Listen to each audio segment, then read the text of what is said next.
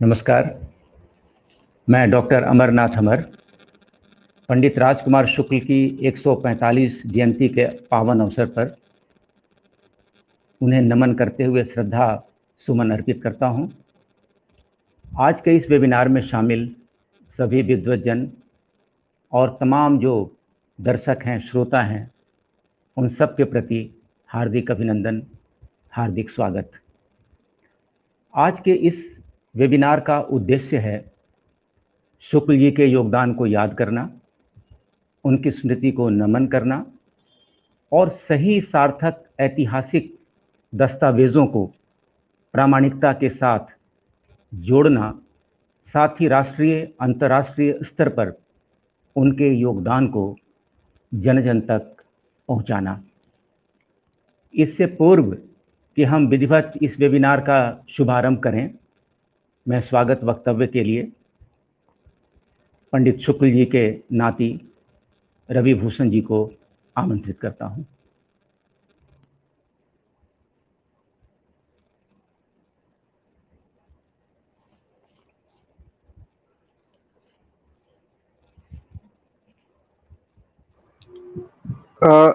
Bhushan uncle अपना mic unmute कर लीजिए। स्क्रीन पर से अनम्यूट कीजिए।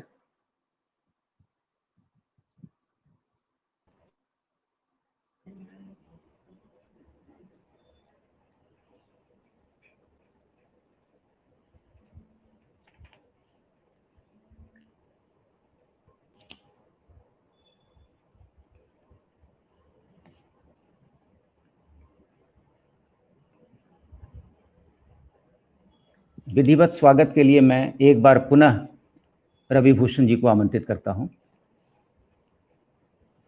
स्क्रीन पर से अनम्यूट कीजिए।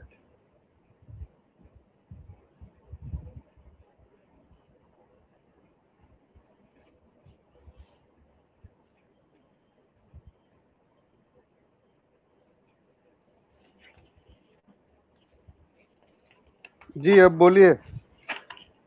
फिर आपका ऑफ हो गया।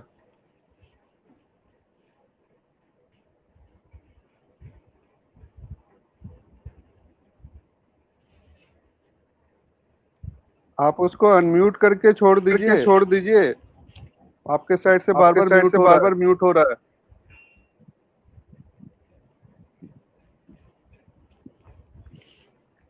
कुछ तकनीकी बाधाएं आ रही हैं नेटवर्क के कारण।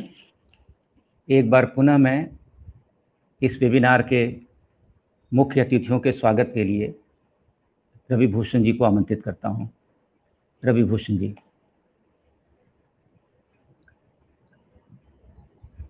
भूषण अंकल आपका माइक म्यूट है। अनम्यूट कीजिए।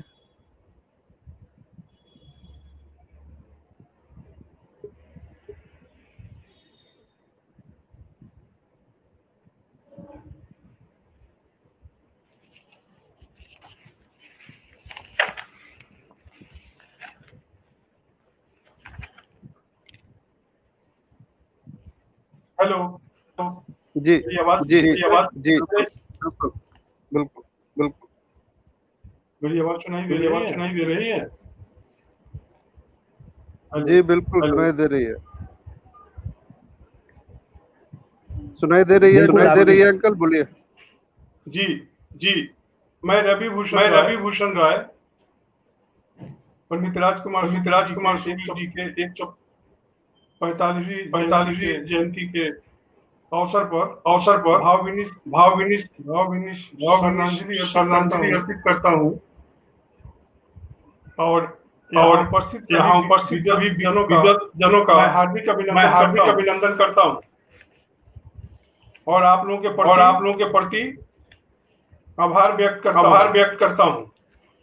जैसा कि मालूम है कि आज 145वीं जयंती के अवसर पर राजकुमार शुक्ला स्मारक न्यास के तत्वाधान में एक वेबिनार का आयोजन किया गया है, जिसमें विषय है परिचर्चा का महात्मा गांधी का चंपारण आंदोलन और पंडित राजकुमार का योगदान एकदम। मेरी आवाज सुनाई दे रही है? रिटर्न हो गया। आप बोलें, बिल्कुल आवाज आ रही है। जी।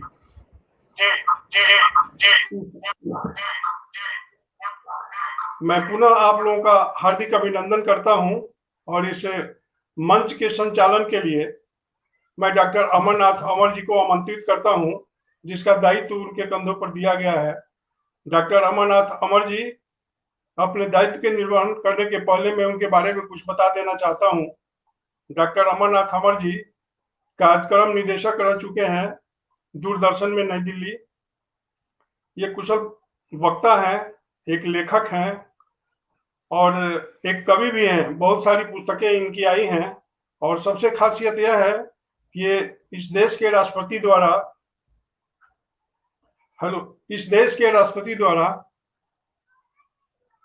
सम्मानित किए जा चुके हैं। गणेश शंकर विद्यार्थी सम्मान से सम्मानित किए जा चुके हैं। मैं इन्हें बधाई देता हूं, इनके सफल सुखद भविष्य की कामना करता हूं। बहुत बहुत आभार, धन्यवाद। अमर जी, आप निर्वहन करें और इस मंच की कार्रवाई का प्रारंभ करें। बहुत बहुत शुक्रिया आदरणीय रविभूषण जी।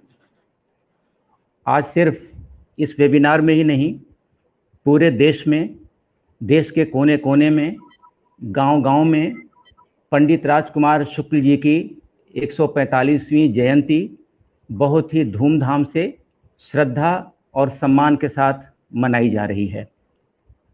एक लंबा इतिहास है।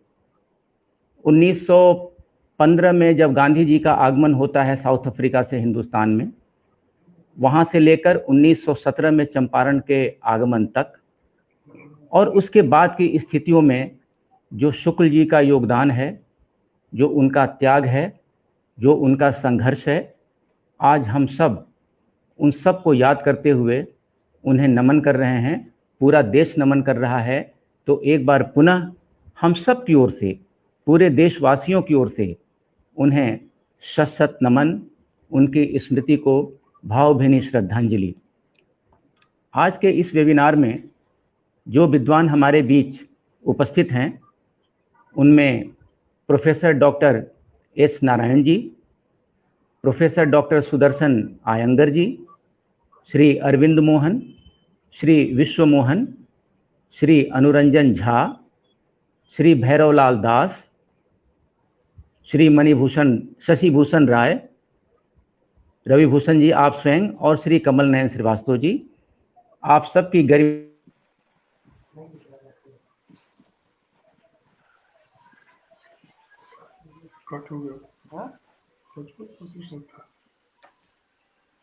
योगदान पर आज विचार विमर्श करेंगे, इतिहास के पन्नों को खंगालेंगे और आज के संदर्भ में जो उनकी प्रासंगिकता है उस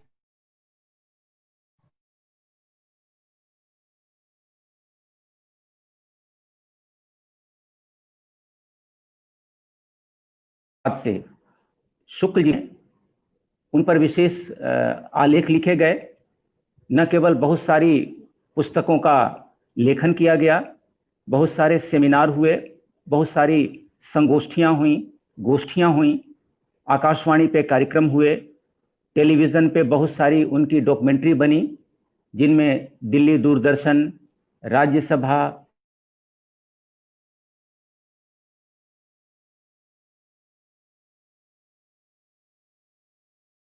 इन संस्थाओं ने, जिन मीडिया कर्मियों ने उनके व्यक्तित्व कृतित्व पर प्रकाश डाला, उन सब के प्रति भी आज हम आभार व्यक्त करते हैं, उनके प्रति श्रद्धा अर्पित करते हैं। जैसा कि हमने कहा, स्वतंत्रता के बाद शुक्ल जी के व्यक्तित्व कृतित्व पर अनेक विद्वानों ने, अनेक इतिहासकारों ने, अनेक साहित्यकारों ने न केवल अपनी टिप्पणियां दी, अपनी किताबें लिखी, अपने आलेख लिखे, बल्कि बहुत सारे सेमिनार में उनके व्यक्तित्व कृतित्व पर बहुत सारी नई नई बातें भी उजागर की जिससे हम अनजान थे। बहुत सारे महत्वपूर्ण काम हुए हैं, उनका उल्लेख भी आज करना बहुत ज़रूरी है। और इसके पहले कि हम अरविंद मोहन जी को आमंत्रित करें, अभी उनका आगमन नहीं हुआ है, तो हम शशिभूषण राय जी से अनुरोध करेंगे कि उनके व्यक्तित्व कृतित्व पर जितनी पत्र पत्रिकाओं में उल्लेख हुआ है, जितनी पुस्तकें आई हैं, एक संक्षेप में उनके बारे में हमें बताने का कष्ट करें। लेकिन इससे पहले कि वो अपने विचार व्यक्त करें, हम उनके संबंध में कहना चाहेंगे कि शशिभूषण राय जी जाने माने शिक्षाविद, लेखक, कवि और कुशल वक्ता हैं। हिंदी अंग्रेजी के साथ साथ उर्दू के भी वो अच्छे जानकार हैं। अलीगढ़ विश्वविद्यालय से आपने एमफिल किया है। विविध विषयों पर दर्जनों आपके आलेख प्रकाशित हैं, जिनमें शुक्ल जी पर भी विशेष आलेख है। आपके 2 उपन्यास प्रकाशित हैं और वर्तमान में आप दिल्ली में रिलायंस जियो में वाइस प्रेसिडेंट पद पर सुशोभित हैं। तो एक बार मैं शशिभूषण राय जी से आग्रह करता हूं कि अपने विचारों से हमें अवगत कराएं कि राजकुमार शुक्ल जी पे किन किन कृतियों ने हमारा मार्गदर्शन किया है। समस्त आदरणीय जनों को मेरा सादर प्रणाम। क्योंकि मैं आप सब विद्वत जनों के सामने मेरे ख्याल से सबसे नया, या ये कह लीजिए कि अनुभव के क्षेत्र में मैं सबसे बहुत पीछे हूं। फिर भी अभी कुछ दिनों पूर्व से मैं इस तरह के मंच पे जुड़ा हूं। यथार्थ ये है कि हम लोगों ने बचपन से आपके इंडियन नेशनल मूवमेंट्स पढ़ते आ रहे हैं, लेकिन कभी कभी ये बड़ा अफसोस होता है कि ये जब हम भारतीय राष्ट्रीय आंदोलन की बात करते हैं तो या तो वो इतिहासकारों की चूक रही, या कुछ तो ऐसी बात रही है कि ऐसे महान विभूति पंडित शुक्ल जैसा आदमी जो कहीं ना कहीं इतिहास के पन्नों में दब के रह गया था, और आजादी के इतने सालों बाद अगर मैं सच कहूं तो जो मैंने अब तक मेरा जो अध्ययन क्षेत्र रहा है, मैंने ये देखा है कि शायद सबसे पहले 1981 में एक मैगजीन आती थी इलाहाबाद से, वो प्रोब इंडिया करके, प्रोब इंडिया से सबसे पहले भूपेंद्र अपोध की एक लेख प्रकाशित हुई थी कि ए मैन हुम हिस्ट्री फॉरगॉट। अगर मैं गलत नहीं हूं तो शायद वो पहली कृति थी। उसके बाद लोगों में थोड़ी सी जन जागृति हुई है और निरंतर लोगों ने इस पे शोध और साहित्यिक गोष्ठियां की, संस्थाएं बनी राजकुमार शुक्ल के प्रति, और धीरे धीरे इस चीज की मैंने देखा कि बहुत सारी चीजें आगे बढ़ रही। बट उसके बाद अगर भूपेंद्र अपोध जी के बाद बात किया जाए तो 1984 में बिहार सरकार की एक पत्रिका निकलती है, उसमें डॉक्टर अमरनाथ जी की पहली लेख देखने को मिली है, और उस पंडित शुक्ल के आधार स्तंभ करके उन्होंने एक लेख लिखा था। और अगर पुस्तक की बात की जाए तो सबसे पहली जो पुस्तक है वो विंध्याचल गुप्त की एक पुस्तक आई थी पंडित शुक्ल के प्रति। विंध्याचल गुप्त, अगर पंडित शुक्ल के प्रति किसी पहली पुस्तक की बात की जाए तो वो मेरे ख्याल से डॉक्टर विंध्याचल गुप्त जी की आई है, और 1986 में वो पुस्तक आई थी, नील के धब्बे के नाम से जाना गया है। हालांकि माय एक्सपेरिमेंट विद ट्रुथ जो गांधी जी की ऑटोबायोग्राफी है, उसमें जब लोगों ने धीरे धीरे शोध किया, पढ़ना शुरू किया, तो वो उनका नाम का जिक्र आया और लोगों ने फिर उस पर अपना कार्य बढ़ाया और लिखना शुरू किया है। 86 में फिर दोबारा 86 में नहीं बल्कि बीच में जब इस पुस्तक के आने के बाद हमारे समाज से ही राय प्रभाकर प्रसाद जी की पुस्तक आई थी पंडित राजकुमार शुक्ल 1995 में। 95 में ही आदरणीय कमल नयन श्रीवास्तव जी की भी संपादित एक पुस्तक आई थी आख्यात गांधी करके, और फिर परंपरा धीरे धीरे शुरू हुई। फिर 2000 में फिर डॉक्टर अमरनाथ जी की एक लेख कादम्बिनी करके हमारी एक साहित्यिक पत्रिका आती थी, उसमें आई। लेकिन हम लोगों ने 2017 में ये जाना कि पंडित राजकुमार शुक्ल बिहार की धरती से जो गांधी को चंपारण लाए और चंपारण सत्याग्रह जो आंदोलन हुआ उसके सूत्रधार थे। तो मतलब ये बड़ा अफसोस है कि जो इतिहास 1917 में शुरू हुई उस चीज को हम 2017 में जान पाए। चंपारण आंदोलन तो हमने पढ़ा, लेकिन पंडित शुक्ल का नाम कहीं इतिहास के पन्नों में दबा रहा, इस बात का मुझे बहुत अफसोस है। लेकिन चलिए, जब जागो तभी सवेरा। मुझे ऐसा लगता है कि दुष्यंत कुमार की वो पंक्तियां मुझे याद आती है कि कौन कहता है कि आसमान में सुराख नहीं हो सकता, एक पत्थर तो तबीयत से उछालो यारो। तो शायद मुझे ऐसा लगता है कि अब वो समय आ गया है। हमारे इतिहासकार आदरणीय भैरवलाल दास के ने इस पे बहुत काम किया है। अभी रिसेंटली सुजाता चौधरी ने भी लिखा है, लेकिन मैं किसी विवाद में नहीं पढ़ना चाहता हूँ। सुजाता चौधरी की जो मैंने थोड़ी बहुत पढ़ी, मुझे ऐसा लगता है कि बहुत सारी चीजों से वो भ्रमित हैं, और वो शायद बहुत बाद की पुस्तक है, 2017 की पुस्तक है। उन्होंने तो उनको उनकी पूरी जातिगत चीजों को भी एकदम अलग तरीके से, कि वो पहले भूमिहार, उन्होंने इस तरह की चीजें बताई, जबकि वो ब्राह्मण समाज से संबंधित थे। तो मुझे लगता है कि अब लोगों में जन जागृति आई है, और हिंदुस्तान के कोने कोने में लोगों ने पंडित शुक्ल के प्रति संस्थाएं जो है वो बनाई है, आयोजन हो रहे हैं। और आज 23 अगस्त को उनके जन्म दिवस पर बहुत सारे सुबह से आयोजन हो रहे हैं। मैं आप सभी को अपनी ढेर सारी बधाई देता हूं, और मैं चाहूंगा कि आप लोग अपने मुखारबिंद से कुछ प्रस्तुत करें, मैं भी उनके बारे में कुछ विशेष जानूं, क्योंकि मैं बहुत ज्यादा नहीं जानता हूं, लेकिन जो सोशल साइट्स और बहुत सारी सभाओं में आमंत्रित रहा हूं, वहां मैं शरीक रहा हूं, और जितना मैंने पढ़ा लिखा उसके हिसाब से मैंने उनके बारे में बताया है। तो इन शब्दों के साथ मैं बहुत बहुत आभार व्यक्त करता हूं कि आपने मुझे ये मौका दिया कि मैं अपनी चीजों को आपके सामने रख सकूं। तो इस बहुत बहुत शुक्रिया। जहाँ तक पंडित राजकुमार शुक्ल को इतिहास में उनके नाम को दर्ज करने की बात है, तो महात्मा गांधी ने अपनी पुस्तक में, राजेंद्र बाबू ने अपनी पुस्तक में जीवनी में, और आचार्य कृपलानी ने अपनी जीवनी में उनके बारे में भरपूर उल्लेख किया है। और आज़ादी के बाद तीन मूर्ति भवन में एक पूरे इतिहास की गाथा वहाँ पे लिखी गई है। उसमें एक पट्टी, एक पूरे बोर्ड पे इतिहास की धारा को वहाँ पे रखा गया है। तो उसमें एक पूरे बोर्ड पे पंडित राजकुमार शुक्ल और चंपारण में उनके योगदान को दर्शाया गया है। और बहुत सारी किताबों में पहले भी जिक्र हो चुका है। कुछ समय पहले राकेश नंदन जी ने हमें बताया था कि जब वो लंदन गए थे, तो लंदन की लाइब्रेरी में चंपारण आंदोलन और पंडित राजकुमार शुक्ल पर विशेष उल्लेख था उन किताबों में। तो अंतर्राष्ट्रीय स्तर पर भी उनके नाम का उल्लेख हुआ है, और उनके योगदान को कभी भुलाया नहीं जा सका है।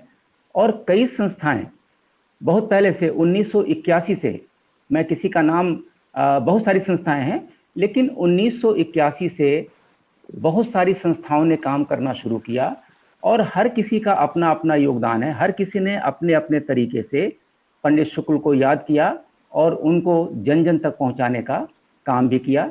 तो सबके प्रति हम आभार व्यक्त करते हैं जिन्होंने शुक्ल जी को जन जन तक पहुंचाने का काम किया। और कई संस्थाएं हैं, एक दो नहीं, सैकड़ों हैं।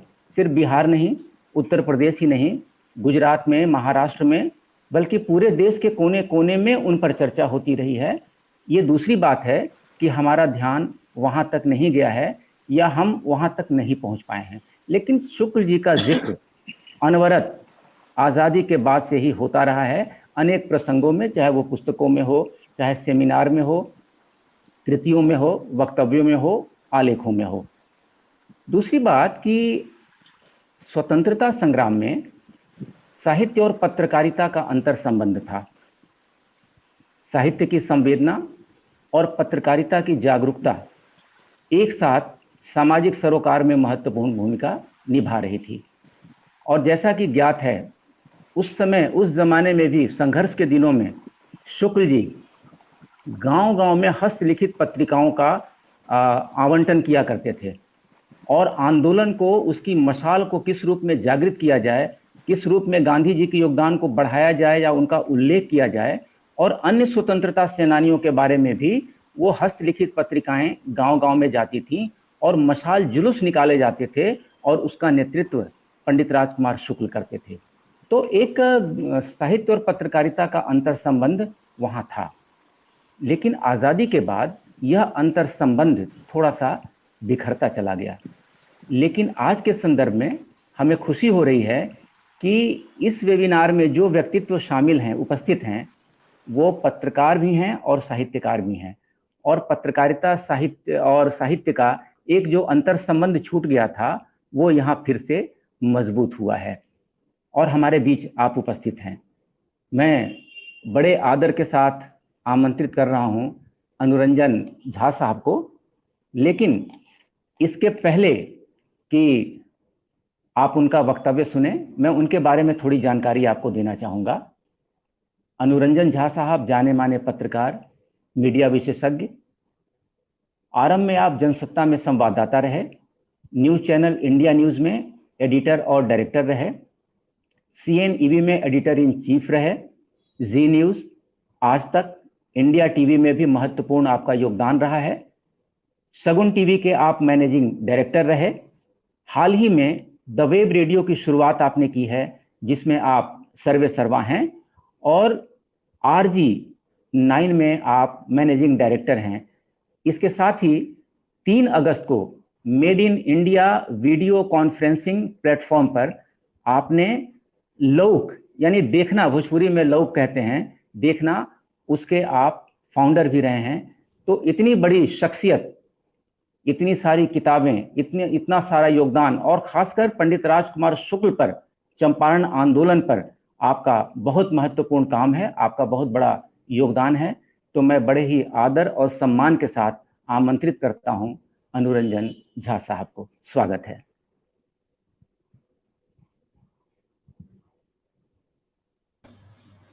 जी नमस्कार, सब दर्शकों को नमस्कार, जो भी लोग यहाँ उपस्थित हैं, जो भी अपने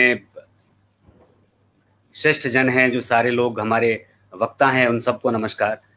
और आप सब लोगों के सामने बहुत सारे सुधी वक्ता हैं यहाँ पर, जिन लोगों का काम बहुत ज़्यादा है, उन सब के सामने मेरा कुछ कहना, मतलब एक तरीके से मैं अगर गुरेज नहीं करूं और मैं बेलाग होकर साफ शब्दों में कहूं तो चिराग ही दिखा रहा हूं सूरज को। बहुत सारे आप लोगों ने बहुत सारा काम किया है, लेकिन इन सब के साथ मैं साधुवाद देता हूं इस कार्यक्रम को आयोजित करने वाले आयोजकों को, क्योंकि चर्चा इस पे ज़्यादा जरूरी है कि राजकुमार शुक्ल थे कौन, राजकुमार शुक्ल का योगदान क्या है, और राजकुमार शुक्ल को अगली पीढ़ी कैसे जानेगी।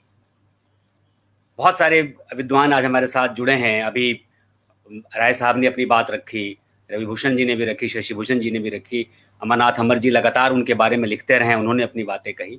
आगे भी जो लोग विद्वान आएंगे बहुत सारी बातें करेंगे। हम सब लोग जाहिर है कि आज शुक्ल जी के योगदान को याद करने के लिए एकत्र हुए हैं।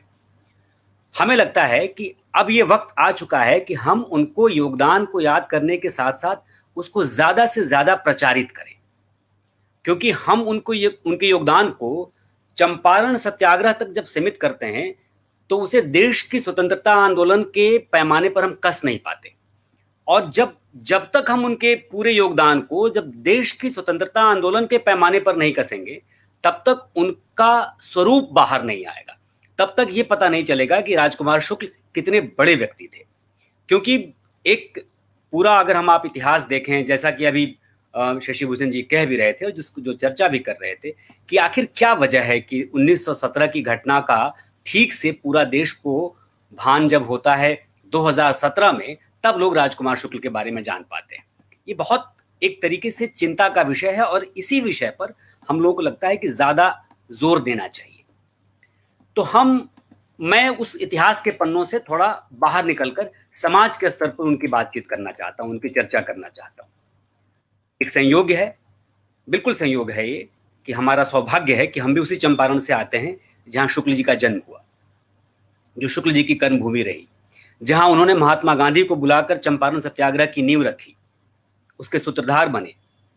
हमारी स्कूली शिक्षा भी वहीं से हुई और बहुत ज्यादा दूर नहीं, सतवरिया से बहुत मुश्किल से 15 किलोमीटर दूर कुमारबाग एक जगह है जहां से मेरी स्कूली शिक्षा होती है। लेकिन अफसोस ये है कि जिस समय हमारी स्कूली शिक्षा हो रही थी उस वक्त न तो किताबों में राजकुमार शुक्ल का जिक्र था, न सामाजिक स्तर पर उनकी उस तरीके से पहचान थी, न उनके बारे में जानने की कोई उग्र इच्छा थी। और जाहिर सी बात है, जब मैं वहाँ स्कूली शिक्षा ले रहा हूँ और उस वक्त अगर हम लोग इस बात को नहीं जान रहे हैं तो इसमें दोष छात्रों का नहीं है, उस पूरी शिक्षा पद्धति का रहा है जिसके सहारे राजकुमार शुक्ल और उनके सरीखे न जाने कितने कर्मवीरों का इतिहास के पन्नों में एक फुटनोट के बराबर सीमित कर दिया।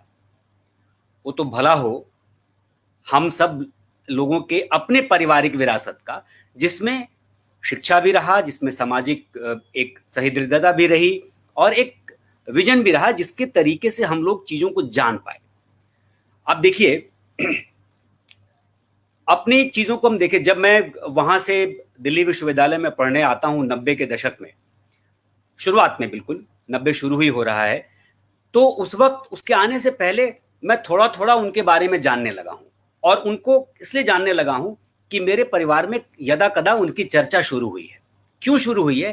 क्योंकि उसके 6-7 साल पहले 82 के लास्ट में एक किताब आती है, स्वाधीनता समर में सुगोली, और उस किताब में एक जगह पूरी चर्चा होती है और जिक्र होता है, तो उसमें राजकुमार शुक्ल का जिक्र है और उनके बारे में लिखा जाता है। उसके तुरंत बाद विंध्याचल प्रसाद गुप्त नील के धब्बे लिखते हैं और मुझे धुंधली यादें है, मैं छोटा था तो मुझे याद है कि विंध्याचल प्रसाद गुप्त उस वक्त घर आया करते थे और घर आने के समय जो स्वाधीनता समर में सुगोली किताब है वो मेरे बड़े दादाजी रमेश चंद्र झा जी ने लिखी। तो जब वो किताब लिख रहे थे या जब उन्होंने लिखा होगा तो उस वक्त की बातें नहीं याद है, लेकिन जब हमने उसको देखना शुरू किया तो हम उनके बारे में जानना शुरू होते हैं। लेकिन फिर चीजें बदलती हैं, परिस्थितियां बदलती हैं और हम दूसरी दिशा में चले जाते हैं। देखिए, उनको जानने के लिए, उनको समझने के लिए मुश्किलें शुरू होती हैं क्योंकि उनके बारे में सही जानकारी नहीं मिल रही है। किताब में एक चैप्टर है या कहीं थोड़ा सा जिक्र है। मैं यहां पर एक दोष एक पूरी पीढ़ी को देता हूं। वो पूरी पीढ़ी जो राजकुमार शुक्ल के बाद जो पीढ़ी आती है, जिसने वो दौर देखा है या तुरंत सुना है। अब आज की तारीख में अगर मान लीजिए जो हम लोग कोरोना काल से ग्रसित हैं, संक्रमित हैं, और अगले 5 साल बाद, 7 साल के बाद कोरोना के बारे में सही जानकारी अगर इस देश में, इस दुनिया में उपलब्ध नहीं है, तो ये हमारा दोष है और हमारे साथ अगली पीढ़ी का दोष है कि जो इसको भोग रहा है और वो उसको आगे नहीं बढ़ा रहा है। 50 साल बाद जो कोई नई पीढ़ी आती है, अगर वो उसके रिसर्च के तरीके से उसको लेके आता है तो ये उसका दोष नहीं है, ये उसकी सहृदयता कह सकते हैं, उसकी एक सोच कह सकते हैं कि वो लेके आता है। तो ये पूरी परिस्थितियां बदली हैं। वो पूरा एक दोष मैं उस पूरी पीढ़ी को देता हूं और मैं स्पष्ट तौर पे कहता हूं कि उसमें जिम्मेदार समाज है, जिम्मेदार राजकुमार शुक्ल का परिवार की अभी अगली पीढ़ी है, जिन्होंने अपने परिवार के उस उतने बड़े विराट स्वरूप को ठीक से नहीं पहचाना। नतीजा क्या हुआ कि वो बातें अगली पीढ़ी में ठीक से नहीं जा पाई। वो पूरा एक दौर बदलता है। एक पीढ़ी राजनीतिक स्तर पे हो, राष्ट्रीय स्तर पे हो, ये हो सकता है कि राजनीतिक स्तर पे और राष्ट्रीय स्तर पे एक सोची समझी रणनीति चल रही हो जो अब जिसकी कोशिश में उनको दरकिनार किया गया हो, लेकिन जिम्मेदारी हमारी बनती है, क्योंकि हमारे बीच के आदमी हैं, हमारे बीच के लोग हैं, हमारे परिवार के आदमी हैं, हमारे घर के सदस्य हैं, तो हमारी जिम्मेदारी ज्यादा बनती है, हमारे समाज की जिम्मेदारी ज्यादा बनती है। उसके बाद वो आगे बढ़ता है। अब आज तकनीक बहुत एडवांस हो गई है। मतलब आप देखिए, कोरोना काल में सब लोग अपने अपने घर में बंद हैं, कोई पटना में है, कोई दिल्ली में, कोई गुड़गांव में, कोई कहीं भी है, और हम सब लोग मिलकर के दुनिया के हर किसी व्यक्ति को अपनी ये बात स्पष्ट तौर पे बता रहे हैं। ये तकनीक उस वक्त नहीं है। लेकिन ये तकनीक नहीं होते हुए भी ऐसा क्या होता है कि जब राजकुमार शुक्ल पटना लेकर के पहुंचते हैं गांधी को तो 2 लोग होते हैं, जब मुजफ्फरपुर लेके पहुंचते हैं तो 200 लोग भी नहीं होते, 20-25 लोग होते हैं, मोतिहारी में 100-200 लोग, 1000 लोग के नीचे ही होते हैं, और बेतिया आते आते 10,000 लोगों की भीड़ हो जाती है। तो इस भीड़ में कम्युनिकेशन गांधी का रहा होगा, सोच गांधी की रही होगी, उनके प्रोसेस उनके रहे होंगे, लेकिन उस भीड़ को इकट्ठा करने में जो एक तंत्र है, उस तंत्र का नाम राजकुमार शुक्ल है। यानी वो राजकुमार शुक्ल उस समाज का वो एक ऐसा व्यक्ति है जो व्यक्ति सबको साथ लेकर चलने वाला और जो विजनरी है, जिसके विजन में ये लगता है कहाँ सतवरिया, कहाँ भैरहवा, चंपारण का, बाद में जिसके मझुआ के बारे में जितनी कहानियां हमने किताबों में पढ़ी हैं, जितनी कहानियां पत्रिकाओं में पढ़ी हैं, हम सब लोग जानते हैं। उस इलाके में एक व्यक्ति बैठ करके ये देख रहा है कि साउथ अफ्रीका से आने वाला एक व्यक्ति जिसका नाम मोहनदास करमचंद गांधी है और वो हमारी समस्या को दूर कर सकता है। ये सोचना ही अपने आप में बड़ी बात है।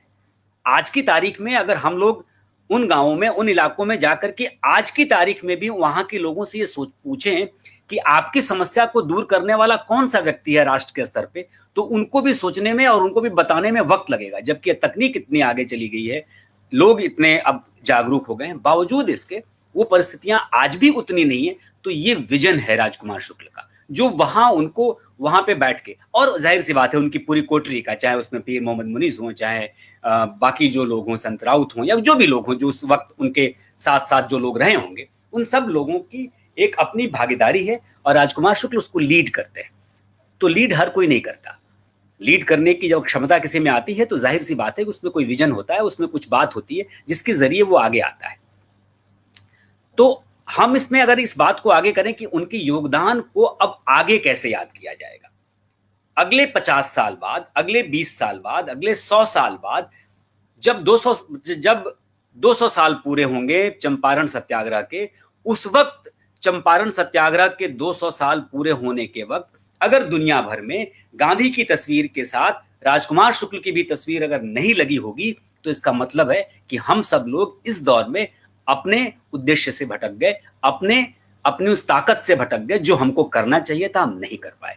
जो पीछे हुआ वो तो हो चुका, वो इतिहास की बात है। जो घटनाएं घटी वो घट चुकी, उन्होंने अपने हिसाब से जो ठीक किया होगा। अब जब मालूम है तो अब इसको उस तरीके से खड़ा करने की जरूरत है।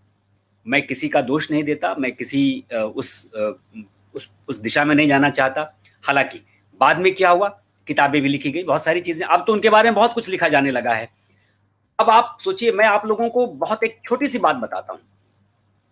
उनका एक विकिपीडिया पेज नहीं था, गूगल पे उनके बारे में जानकारी नहीं थी। उस दिशा में हम लोगों ने प्रयास किया और मुझे ये बताते हुए बहुत मतलब क्षोभ हो रहा है कि जब उनका एक पेज बनाया गया, उस पेज बनाने के बाद उस पेज को बार बार खराब करने के लिए हमें लगता है कि सैकड़ों बार लोगों ने प्रयास किए और उसको खराब करने के लिए उसमें गलत इंफॉर्मेशन डालना शुरू किया, उसमें अलग अलग तरीके के फोटो। एक व्यक्ति ने तो उनका नाम ही बदल दिया, चूंकि उसको विकिपीडिया पेज बनाने नहीं आता होगा, तो उसने क्या किया कि नाम में कुछ फेरबदल करके और अलग इंफॉर्मेशन दे करके और वो इंफॉर्मेशन डालनी शुरू कर दी। मैं जिस व्यक्ति के नाम पे बनाया गया था वो पेज, मैं उस व्यक्ति का नाम इसलिए नहीं लेना चाहता क्योंकि वो भी एक स्वतंत्रता सेनानी रहे हैं, तो उनको नीचा दिखाना मेरा मकसद नहीं हो सकता। लेकिन उनको चाहने वाले जो लोग हैं वो जातिगत समीकरण में बच जाते हैं और उनको लगता है कि ये जातिगत वोट बैंक में उस व्यक्ति को ज्यादा ऊपर दिखाने की कोशिश की जानी चाहिए। और ये हुआ। अब ये जब 100 साल चंपारण के पूरे हुए तब हमने देखा और अलग अलग जाति के लोगों ने अलग अलग तरीके से अपनी बातें रखी। किताब में भी देखा हमने, कुछ किताबें आई, जैसा कि जिक्र शशि भूषण जी कर रहे थे। मैंने सोचा था कि मैं बिना नाम लिए बताऊंगा, लेकिन उन्होंने पहले ही बता दिया, तो बहुत अच्छी बात है। अब किताब में अगर आपका रिसर्च उस आधार पे भी नहीं है, अगर आप उनके परिवार के लोगों से मिल रहे हैं, अगर आप उनके घर वालों से मिल रहे हैं और आप उनके जातिगत समीकरण में ऐसे उलझ गए हैं कि आपने उनकी जातिगत परिभाषा ही बदल दी, तो आप समझिए कि अच्छा ये इतिहास लिखा जा रहा है। आप सब दर्शकों को, आप सब श्रोताओं को, आप सब लोगों को मैं कहूं, ये इतिहास लिखा जा रहा है। क्योंकि जो भी कुछ आज जो भी राजकुमार शुक्ल के बारे में लिखेगा, जो भी आज पंडित जी के बारे में लिखेगा, वो इतिहास लिख रहा है, क्योंकि उसको बाद में उसको रेफर किया जाएगा। इस बीच में जो सबसे अच्छा काम, सबसे ज्यादा बढ़िया काम किया, वो भैरवलाल दास जी ने किया। आप जब उनका वक्त आएगा तो वो बताएंगे। और उनकी किताब मैंने पढ़ी और वो मेरे पास अभी भी, मतलब मैं आप लोगों को बताऊं, अभी भी देखिए मैं आज भी उस किताब को लेकर बैठा हूं। तो ये जो किताब है, जो उन्होंने उनकी डायरी का, अब कैथी लिपि आज की तारीख में एक तरीके से खत्म हो गई है। कुछ प्रयास भैरवलाल दास ही कर रहे हैं, जो या उन जैसे लोग ही कुछ कर रहे होंगे। तो कैथी लिपि में लिखी पूरी डायरी को एक किताब में तब्दील कर देना ये आसान काम नहीं है। तो वो अब एक आगे आने वाले, चाहे कोई भी आदमी किताब लिखेगा, जो कोई भी आदमी पढ़ेगा, तो वो उस किताब को उस तरीके से चीजों को लेकर के बैठेगा। तो मेरा कहना है कि भैरवलाल दास जी ने बहुत अच्छा काम किया है, उनकी उस किताब की चर्चा होनी चाहिए। मैं थोड़ा अलग जाकर के उसकी चर्चा करना मैंने किया। और उसके साथ साथ अरविंद मोहन जी ने जो चंपारण के सत्याग्रह के 100 साल पूरे होने पर जब आधा दर्जन किताबें लिखी उन्होंने, उन किताबों में जिस तरीके से उन्होंने पोर्ट्रे किया राजकुमार शुक्ल को, उससे एक बहुत मजबूती मिली, पूरे समाज को मजबूती मिली और वो समझ में आया लोगों को कि राजकुमार शुक्ल की छवि कैसी थी, राजकुमार शुक्ल कितने कर्मठ व्यक्ति थे, कैसे कैसे इंसान थे वो, क्या उनकी अपनी भूमिका रही होगी। और उसके बाद अब कुछ फैक्ट्स ऐसे हैं जो आने वाले दिनों में हम और आप सब लोगों को जरूरत है उन फैक्ट्स को बार बार करेक्ट करने की, क्योंकि आज का जो माध्यम है, तकनीक जो आज की परिस्थिति में है, वो तकनीक ऐसी है कि आपने लिखा और वो अब रह जाएगा। जैसे कहा जाता है कि हमने जो कुछ बोला वो आवाज वातावरण में कहीं ना कहीं रहती है, आवाज रहती है, घूमती रहती है, तो वैसे ही आज का लिखा हुआ अब वो सोशल मीडिया या वेब में, डिजिटल माध्यम में कहीं ना कहीं वो रहेगा। तो वो उसको करेक्ट करने की जरूरत है, क्योंकि अगर उनके बारे में लिखा जा रहा है, एमन से जुड़ी हुई घटनाएं चाहे लिखी जा रही हों, या उनकी जातिगत समीकरण के बारे में लिखा जा रहा हो, या जो भी चीजें लिखी जा रही हो, तो उन चीजों को मेरा ये कहना है कि अब आने वाले दिनों में हमको बेहतर करने की जरूरत है, कि हम उन सबको बेहतर करके और उन सबको करेक्ट करके आगे बढ़े, ताकि आने वाले समय में राजकुमार शुक्ल के योगदान को और बेहतर तरीके से, क्योंकि समाज अब उनको एक तरीके से जाने, जो उस जमाने के लोगों ने जो कुछ काम किया, जो लिखा, वो सब तो बहुत बेहतर किया। हमको उनको वोट बैंक की राजनीति से बाहर निकालना है। मैं इसलिए ये बात करना चाहता हूं और ये कर रहा हूं कि वोट बैंक की राजनीति में इस देश में राजनेता और उनके स्वरूप, स्वतंत्रता सेनानी, उनके स्वरूप ये लगातार गढ़े गए हैं और इतिहास के पन्नों में उनको साइड किया गया। इसकी बानगी तो हम आज जिस तरीके से इतिहास लिखा जा रहा है, जिस तरीके से किताबों के साथ, शिक्षा नीति के साथ जिस तरीके से बदलाव हो रहे हैं, हम लोग को स्पष्ट तौर पे इस बात का भान हो जाना चाहिए कि उस वक्त, उस दौर में चीजें कैसे बदली होंगी और किस तरीके से वो उस दौर में आकर के चीजें अलग दिशा में गई होंगी, जहां राजकुमार शुक्ल को एक दरकिनार कर दिया गया होगा। इस परिस्थिति में हमको लगता है, जो भी अभी कई सारे फेसबुक यूजर्स के कमेंट्स आ रहे हैं जो मैं देख पा रहा हूं इस पे, कि हम चूक न जाएं बताने से। राजकुमार शुक्ल रॉय साहब तो खैर विद्वान आदमी हैं, तो इसलिए इन अगली पीढ़ी को अपने लीडर के बारे में बताना बहुत जरूरी है, अगली पीढ़ी को अपने बारे में बताना बहुत जरूरी है, और इनके बारे में जानकारी पहुंचाने में हम सबका एक सम्मिलित प्रयास होना चाहिए। ये जरूर है, ये मान लीजिए, मैं फिर कहता हूं, राजकुमार शुक्ल का योगदान हम सिर्फ चंपारण सत्याग्रह से न जोड़कर हम उनका योगदान पूरे स्वाधीनता आंदोलन से जोड़ें, क्योंकि चंपारण सत्याग्रह स्वाधीनता आंदोलन की बुनियाद है। 1857 में सिपाही विद्रोह होता है, लेकिन उस विद्रोह के बाद अगर बुनियाद कहीं मजबूत पड़ती है तो वो बुनियाद चंपारण में पड़ती है, जहां से गांधी महात्मा कहे जाते हैं, जहां से उनका स्वरूप बदलता है, जहां से वो पूरी दुनिया में एक अलग छवि के साथ उद्धृत होते हैं। और उस परिस्थिति में वो एक व्यक्ति जो उस व्यक्ति की मजबूत उस व्यक्ति का पाया है, उस व्यक्ति को अगर हम ठीक से राष्ट्रीय फलक पर, अंतर्राष्ट्रीय फलक पर लेके नहीं आ पाए, तो ये हम उनके साथ नाइंसाफी करेंगे। तो इसलिए इनका योगदान, उनका पुनरावलोकन इस तरीके से होना चाहिए कि पूरे स्वाधीनता समर में, स्वाधीनता आंदोलन में एक ऐसा व्यक्ति है कि जो व्यक्ति उनको वहां तक लेके गया, इस देश को लेकर गया, इसलिए उस तरीके से अब हमको देखना चाहिए।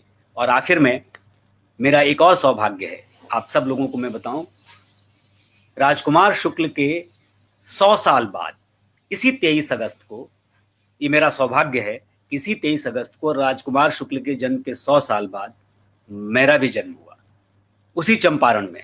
तो मैं अपने आप को इतना सौभाग्यशाली मानता हूं सिर्फ उस तिथि के मेल से, कि जिसकी आप कल्पना नहीं कर सकते। तो मुझे लगता है कि हम सबकी का एक दायित्व तो बनता है कि हम राजकुमार शुक्ल की इस पूरी कृति को, उनकी पूरी परिस्थिति को पूरी दुनिया के सामने ले आए। जी नमस्कार। बहुत बहुत शुक्रिया झा साहब। पहले तो आपको बहुत बहुत बधाई, हार्दिक मंगल कामनाएं, हार्दिक शुभकामनाएं। सबसे बड़ी बात आपने कही कि शुक्ल जी जाति, धर्म, वर्ग से ऊपर उठकर उन्होंने जनहित के लिए काम किया, और उस वक्त हिंदुस्तान की आबादी लगभग 40 करोड़ थी। तो उन्होंने 40 करोड़ जनता की नब्ज को टटोला, उसे पहचाना, और गांधी जी के संबंध में उनकी जो दूरदर्शिता थी वो साकार रूप में आगे देखने को मिली। आपने गूगल का जिक्र किया। वाकई गूगल में जो गलतियां हैं उन्हें सुधारने की ज़रूरत है। जो आशंकाएं हम लोगों के मन में है, जो चिंताएं हम लोगों के मन में हैं, उन्हें दूर करने की ज़रूरत है। और अभी सुजाता जी की पुस्तक के बारे में आपने भी उल्लेख किया, शशि भूषण राय जी ने भी उल्लेख किया, तो उसमें कई चीज़ों की जो गलतियां हैं। देखिए, इतिहास साक्ष्य और प्रामाणिकता के आधार पर लिखा जाता है। वो वक्तव्यों के आधार पर, एक दूसरे से बातचीत के आधार पर इतिहास के पन्ने नहीं लिखे जाते। उनमें साक्ष्य और प्रामाणिकता की बहुत ज़रूरत होती है। अब उनकी ही किताब में मैं एक और चीज़ आपको बताऊं कि उनके नाती, पहले बड़े नाती श्री भृगुनाथ राय जी की जन्म तिथि 1906 लिखा हुआ है, जबकि उनकी जयंती है 18 जून 1921। अब इतने सालों का अगर आप रिसर्च करके नहीं लिखते हैं तो उम्र में इतना बड़ा बदलाव आता है। इनके अलावा उनके परिवार की और भी कई चिंताएं हैं। चिंता इसलिए भी, वो समय समय पर हम सबके सामने प्रकट होती हैं चिंताएं, कि सोशल मीडिया पे, कुछ निबंधों में, कुछ सेमिनार में, कुछ वक्तव्यों में और कुछ किताबों में भी कुछ चीजें ऐसी लिखी गई हैं जिनकी सत्यता से कोई संबंध नहीं है। उसमें पुनः शोध और रिसर्च की जरूरत है। कुछ उदाहरण उनके परिवार की तरफ से दिए गए जहां आज इसका जिक्र करना बहुत जरूरी है, क्योंकि हम शुक्ल जी की प्रासंगिकता पे विवेचना कर रहे हैं। जैसे उनके बारे में कहा गया कि वो बहुत गरीब थे। परिवार कहता है कि बिल्कुल गरीब नहीं थे। आज भी उनकी जमीन काफी बड़ी मात्रा में है, गरीबी कहीं से नहीं थी। कुछ लोगों ने कहा कि अंग्रेजों ने उनकी जमीन हड़प ली थी, बाद में उसे दे दिया गया था। यह भी बात नहीं है। उनकी प्रामाणिकता है उनके परिवार के पास। लोगों ने कहा कि शुक्ल जी अशिक्षित थे, अशिक्षित भी नहीं थे, उनकी डायरी इसका प्रमाण है। बल्कि उनकी जो विद्वता थी, जो दूरदर्शिता थी, वो तो जग जाहिर है। इसके अलावा ये भी कहा गया कि उनके परिवार में कुछ सदस्यों को नौकरी दया के आधार पर दी गई। ये भी गलत है। उनकी योग्यता के आधार पर उन्हें नौकरी मिली। और जहां तक मुखाग्नि की बात है, उसके संबंध में भी 1917 से पहले कहीं कोई जिक्र नहीं था। 1917 के बाद ये चीजें आई हैं। लेकिन अगर आप कहीं कुछ दावा कर रहे हैं तो उसकी प्रामाणिकता और सत्यता होनी चाहिए। उसके बिना प्रामाणिकता के आधार पर इतिहास के पन्ने नहीं लिखे जाते हैं। वो बात निर्मूल सिद्ध होती हैं, गलत सिद्ध होती हैं। तो हम सभी विद्वजन से, इतिहासकार से, साहित्यकार से सबसे निवेदन करेंगे कि भविष्य में अतीत में जो कुछ पन्ने गलत लिखे गए हैं या गलती से छप गए हैं, उन्हें ठीक किया जाए प्रामाणिकता के आधार पर, साक्ष्यों के आधार पर। और भविष्य में जो किताबें आए, जो आलेख लिखे जाएं, जो सेमिनार हों, वो भी प्रामाणिकता के आधार पर किए जाएं, लिखे जाएं, बोले जाएं। और मैंने देखा कि अनुरंजन झा साहब, आपकी भी चिंता यही है कि विश्वसनीयता, साक्ष्य और प्रामाणिकता, इसके आधार पे गूगल को भी ठीक किया जाए, किताबों को ठीक किया जाए, और जो प्रामाणिकता है, सत्य है, वो सबके सामने रखा जाए। कहीं कोई विवाद नहीं, कहीं कोई झंझट नहीं, कोई लड़ाई नहीं, झगड़े नहीं, सोशल मीडिया पे कोई गलत वक्तव्य नहीं, किसी के प्रति कोई दोषारोपण नहीं। एक शिक्षित वर्ग, एक प्रबुद्ध वर्ग बहुत ही शालीनता से अपनी बात रखे और साक्ष्यों और प्रामाणिकता के साथ अपनी बातों को रख के शुक्ल जी के प्रति श्रद्धा भाव रखे, उनके परिवार के प्रति श्रद्धा भाव रखे। बहुत बहुत शुक्रिया झा साहब। और जब शुक्ल जी की हम समीक्षा करते हैं तो हम कई कालखंड को देखते हैं। जैसे 1915 से पूर्व शुक्ल जी का संघर्ष, 1915 से 1917 के बीच शुक्ल जी का अथक प्रयास गांधी जी को लाने के लिए, चंपारण आंदोलन की शुरुआत करने के लिए, 1917 से 1929 तक उनका योगदान, और 1929 से 1947 तक का आंदोलन और गांधी जी और उनकी प्रासंगिकता, और 1947 से अब तक उनके प्रति हमारी श्रद्धा और हमारी श्रद्धांजलि, उनके योगदान को हम किस रूप में नमन कर रहे हैं, वह हमारे लिए बहुत ही महत्वपूर्ण है। और जैसा कि मैंने शुरू में कहा कि आज साहित्य और पत्रकारिता का समन्वित रूप यहाँ देखने को मिल रहा है। और अभी झा साहब ने जिन व्यक्तित्व का नाम लिया, भैरव लाल दास जी का, वो न केवल इतिहासकार हैं, न केवल शिक्षाविद हैं, बल्कि बिहार सरकार में बहुत बड़े अधिकारी भी हैं। इसके पहले कि मैं उनको आमंत्रित करूं, उनके बारे में थोड़ा सा मैं बताना चाहूँगा। आप जाने माने शिक्षाविद, इतिहासकार, चंपारण आंदोलन, गांधी जी और पंडित राजकुमार शुक्ल पर महती कार्य है आपका। आपकी चर्चित पुस्तकें हैं चंपारण में गांधी जी की सृजन यात्रा, चंपारण, गांधी और तीन कठिया, गांधी जी के चंपारण आंदोलन के सूत्रपात राजकुमार शुक्ल की डायरी। उन्होंने 3 टीवी के लिए डॉक्यूमेंट्री तैयार की। 22 से भी ज्यादा रिसर्च आलेख हैं आपके।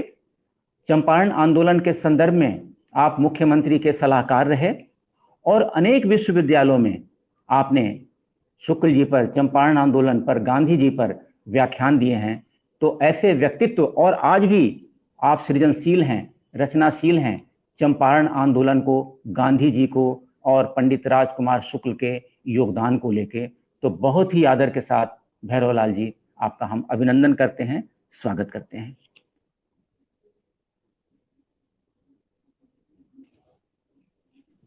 जी, बहुत आभार। सबसे पहले मैं आयोजकों को के प्रति नतमस्तक हूँ जो आज इस तरह का प्रोग्राम किया गया है और मुझे अपनी बात रखने का मौका दिया गया है। प्रोग्राम के स्क्रीन पर मैं बड़े बड़े विद्वत्तजनों को देख रहा हूँ, मैं सबको प्रणाम करता हूँ। और जैसा कि आपने एक विषय रखा है पुनरावलोकन का, इससे पहले अनुरंजन झा साहब जो उसी मिट्टी से आते हैं और मुझे बहुत ही खुशी है उनको आज जन्मदिन की शुभकामना देते हुए, जो उनकी जो पीड़ा है, उनकी जो चंपारण को लेकर के जो उनके भाव हैं, वो काफी आदरणीय है।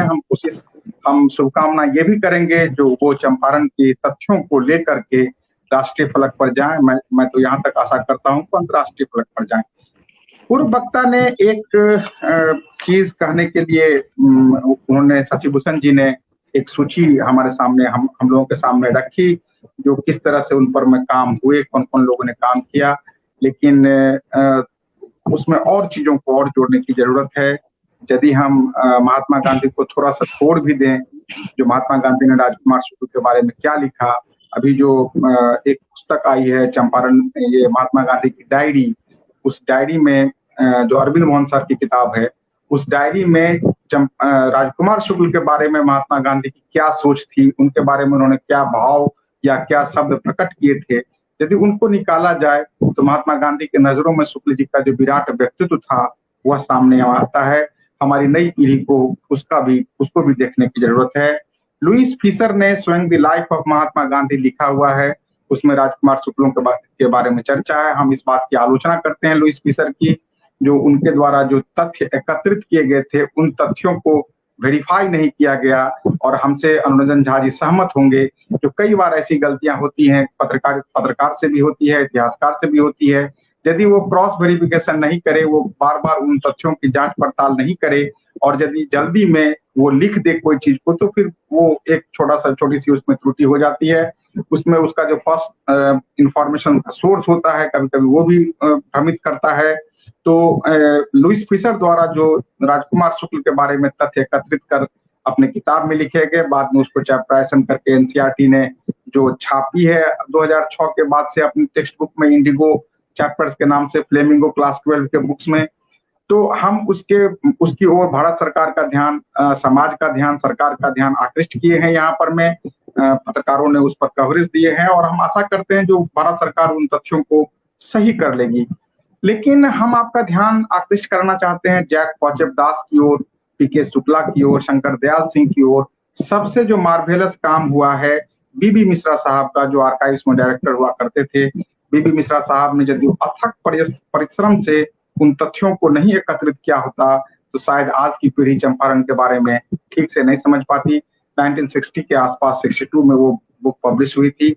अभी भी इतने डॉक्यूमेंट्स हमारे पास, हमारी लाइब्रेरी में अपने पास पड़े हुए हैं, जो यदि मैं उस पर अभी से 5 साल आगे, 5 साल तक मैं काम करूं तो शायद 5 से 6 किताबें चंपारण सत्याग्रह पर में, गांधी, राजकुमार शुक्ल, इन सब को लेकर के लिखी जा सकती है।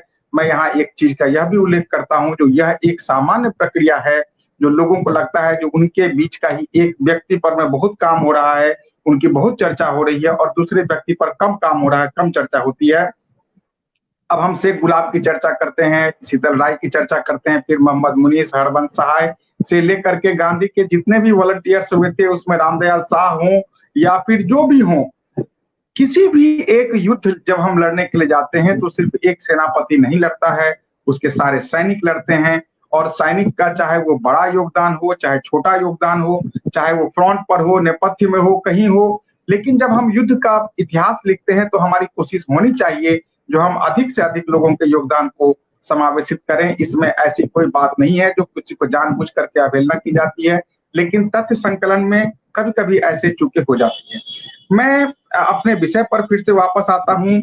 अभी अमर जी ने एक नया तथ्य हम लोगों के सामने में दे दिया है। जो उस समय में हस्तलिखित पत्रिका का सर्कुलेशन होता था, यदि ये ऐसा सर्कुलेशन का उनके पास में कुछ और चीजें हों तो मेरे ख्याल से ये एक इतिहास का एक बहुत ही महत्वपूर्ण तथ्य होगा जिसकी ओर हम हमारे जैसे शिक्षार्थियों को, हमारे जैसे विद्यार्थी को ध्यान देने की जरूरत है। जो उन हस्तलिखित पत्रिकाओं का स्वरूप कैसा था, उनमें कौन सी चीजें, तथ्यों का समावेश होता था और उनका सर्कुलेशन का क्या था, उससे क्या इम्पैक्ट पड़ा था चंपारण पर में। एक जो दूसरा हमसे अनुरंजन झा जी सहमत होंगे और हम उनका इसमें मार्गदर्शन भी मांगेंगे और मार्गदर्शन लेंगे। जो राजकुमार शुक्ल पर में यदि और विस्तार से काम करने की जरूरत है, यदि गांधी चंपारण पर में और विस्तार से काम करने की जरूरत है, तो हमें अभी दूसरे पक्ष का डॉक्यूमेंट्स एक भी नहीं आया है। अभी इंडिगो फार्मर्स जो यहाँ हुआ करते थे, जैसे ACM1 हो या जो कोई भी हो, XYZ 71 कोठियां थी चंपारण में जब गांधी चंपारण आए थे, तो उनके डॉक्यूमेंट्स में राजकुमार शुक्ल के बारे में क्या लिखी गई है या गांधी चंपारण का क्या स्वरूप आया है, अभी तक। अनुरंजन झा जी बार बार इंग्लैंड जाते हैं, कभी मुझे भी अपने साथ इंग्लैंड लेते चलेंगे, तो हम चाहते हैं जो उन सब चीजों का हम लोग निकालेंगे। जो ये दूसरा पक्ष किस प्रकार था, हमने उन गवर्नमेंट के जो पुलिस के रिकॉर्ड्स हैं हमने उसको पढ़ा है, लेकिन इंडिगो प्लांटर्स के रिकॉर्ड्स को हम लोगों ने नहीं पढ़ा है। मेरे ख्याल से जितने भी जो उस समय के जो पत्रकार जो कि भारत से बाहर अंतर्राष्ट्रीय फलक पर चंपारण को कवरेज करते थे, उनकी क्या स्थिति, उनकी क्या सोच थी। लेकिन आज की पीढ़ी को हम पुनरावलोकन में गांधी, जैसा कि अमर जी ने बताया था, जो उसको 3, 4, 5 कालखंडों में बांटने की जरूरत है। मैं सिर्फ एक कालखंड का जिक्र करना चाहता हूँ। तेल्हारा कोठी में 1907 में ब्लूमफील्ड की हत्या हुई है। चंपारण के किसानों ने उनको लाठी से पीट कर मारा है। जब उनका पोस्टमार्टम कराया गया था तो उनकी हड्डियां 36 जगह टूटी पाई गई थी। ये इस बात का द्योतक है जो चंपारण के रैयतों में इंडिगो प्लांटर्स को लेकर के कितनी घृणा थी, वो उनके मन में कितना गुस्सा था। वहां से जब बात शुरू होती है, साठी विद्रोह के नायक से गुलाब होते हैं राजकुमार शुक्ल, उनके एक बड़े सहयोगी, सबसे प्रथम सहयोगी होते हैं शीतल राय होते हैं। उन लोगों ने साठी को पूरा एक तरह से खाली करा लिया था 1908 में। हम गोरले प्रतिवेदन को अभी तक फलक पर नहीं रख पाते। मेरे घर में गोरले प्रतिवेदन का रिपोर्ट है। यदि आप गोरले प्रतिवेदन के रिपोर्ट को पढ़ेंगे तब आपको पता चलेगा जो चंपारण में राजकुमार शुक्ल का क्या योगदान था। हम उससे थोड़ा सा आगे बढ़ते हैं। हम उस समय में पैन खर्चा जो नाम था, ये राजकुमार शुक्ल ने अपने प्रयास से, उन्होंने बार बार कुर्बानियां दे करके, अपने दुख सह करके उन्होंने कई तरह के अब्बाब को, कई तरह के सेस को खत्म करवा दिया था। रोड सेस को खत्म करवा दिया था उन्होंने, पैन खर्चा को खत्म करवा दिया था उन्होंने, बांध बेरी को खत्म करवा दिया था उन्होंने।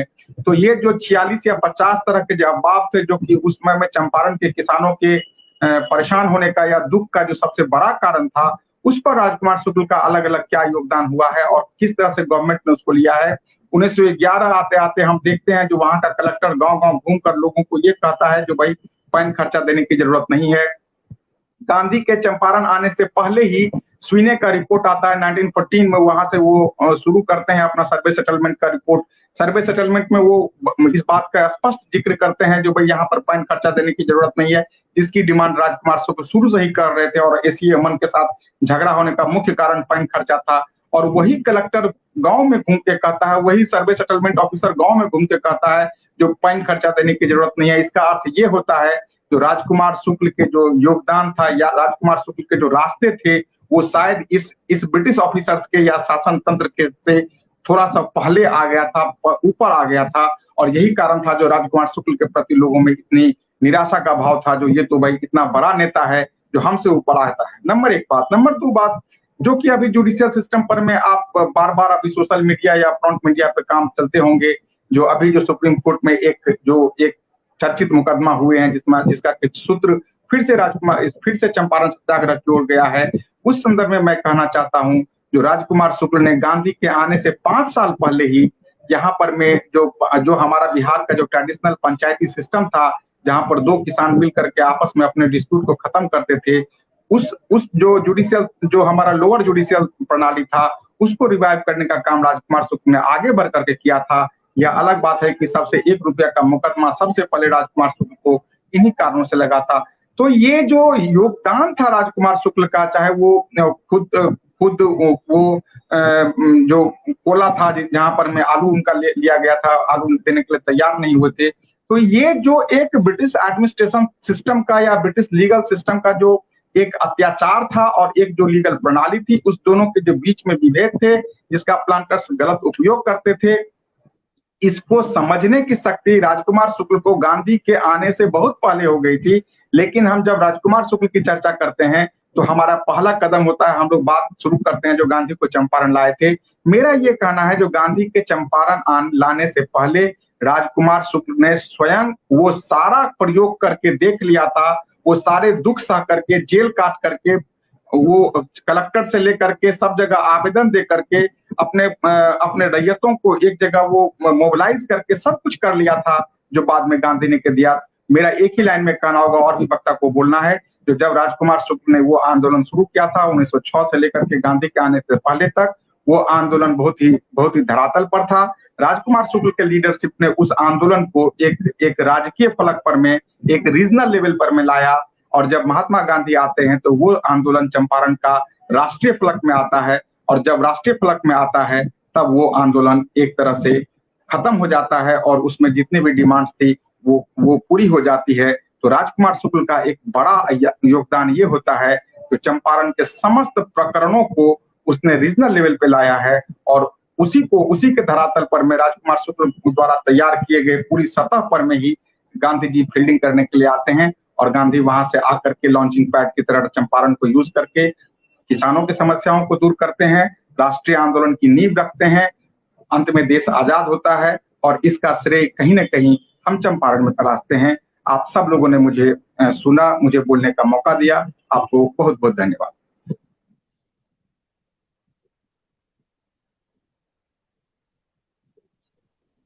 बहुत बहुत आभार दास साहब, आपने बड़ी ही बारीकी से, बहुत ही समीचीन विषयों को लेते हुए, उनकी प्रासंगिकता को लेते हुए बहुत बड़ी बात कही।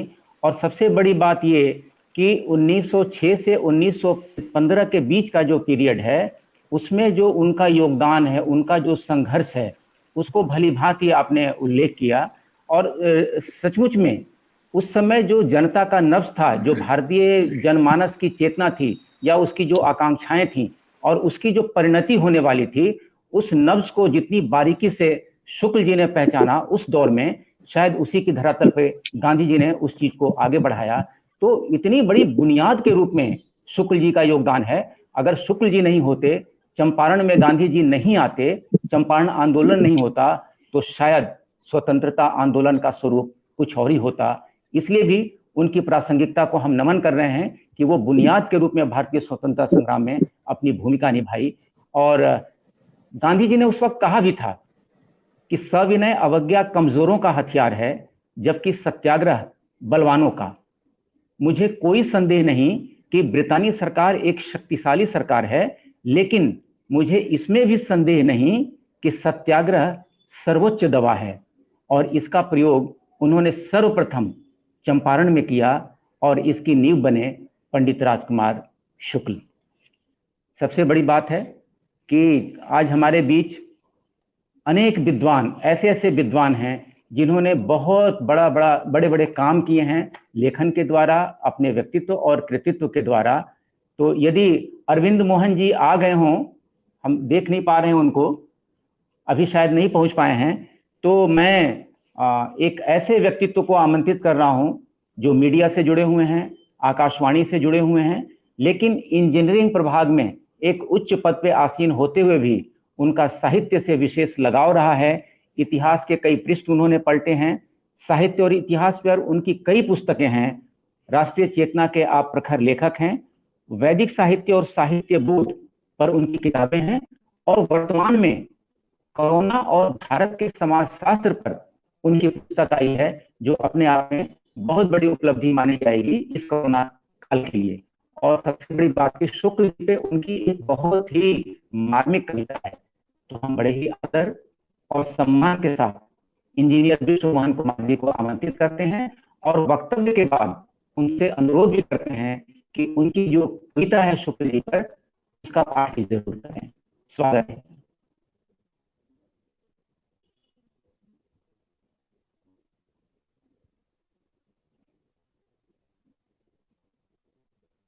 विश्व मोहन कुमार। आवाज आ रही है? आप सभी विद्वानों को मेरा सादर प्रणाम। सबसे पहले मैं प्रारंभ करूंगा जो अमर जी ने साक्ष्य और प्रामाणिकता की बात की वहां से, क्योंकि मैं विज्ञान का छात्र हूँ और विज्ञान केवल साक्ष्य और प्रामाणिकता पे ही चलता है। लेकिन उसके पहले मैं एक बात बता दूं, अभी आप लोगों ने धर्म और जाति की बात की, तो मुझे चंद्रशेखर वेंकट रमन, सीवी रमन इस देश के बहुत बड़े वैज्ञानिक थे जिनको नोबेल पुरस्कार भी मिला था।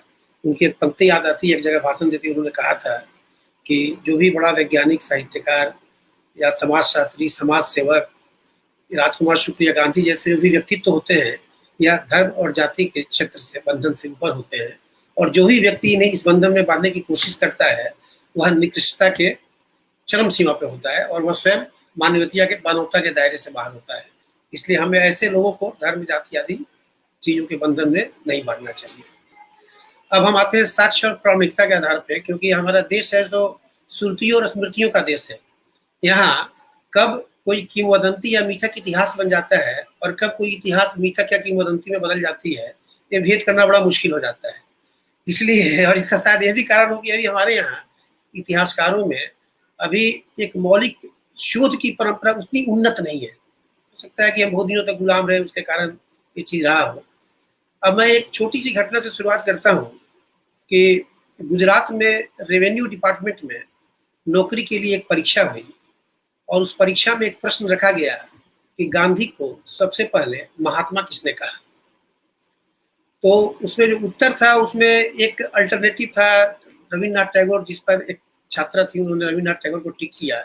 लेकिन जब बाद में गुजरात सरकार का प्रामाणिक उसकी उत्तर पुस्तिका निकली तो उसमें यह बताया गया कि नहीं, किसी अनाम पत्रकार ने 1915 में उन्हें महात्मा कहा था।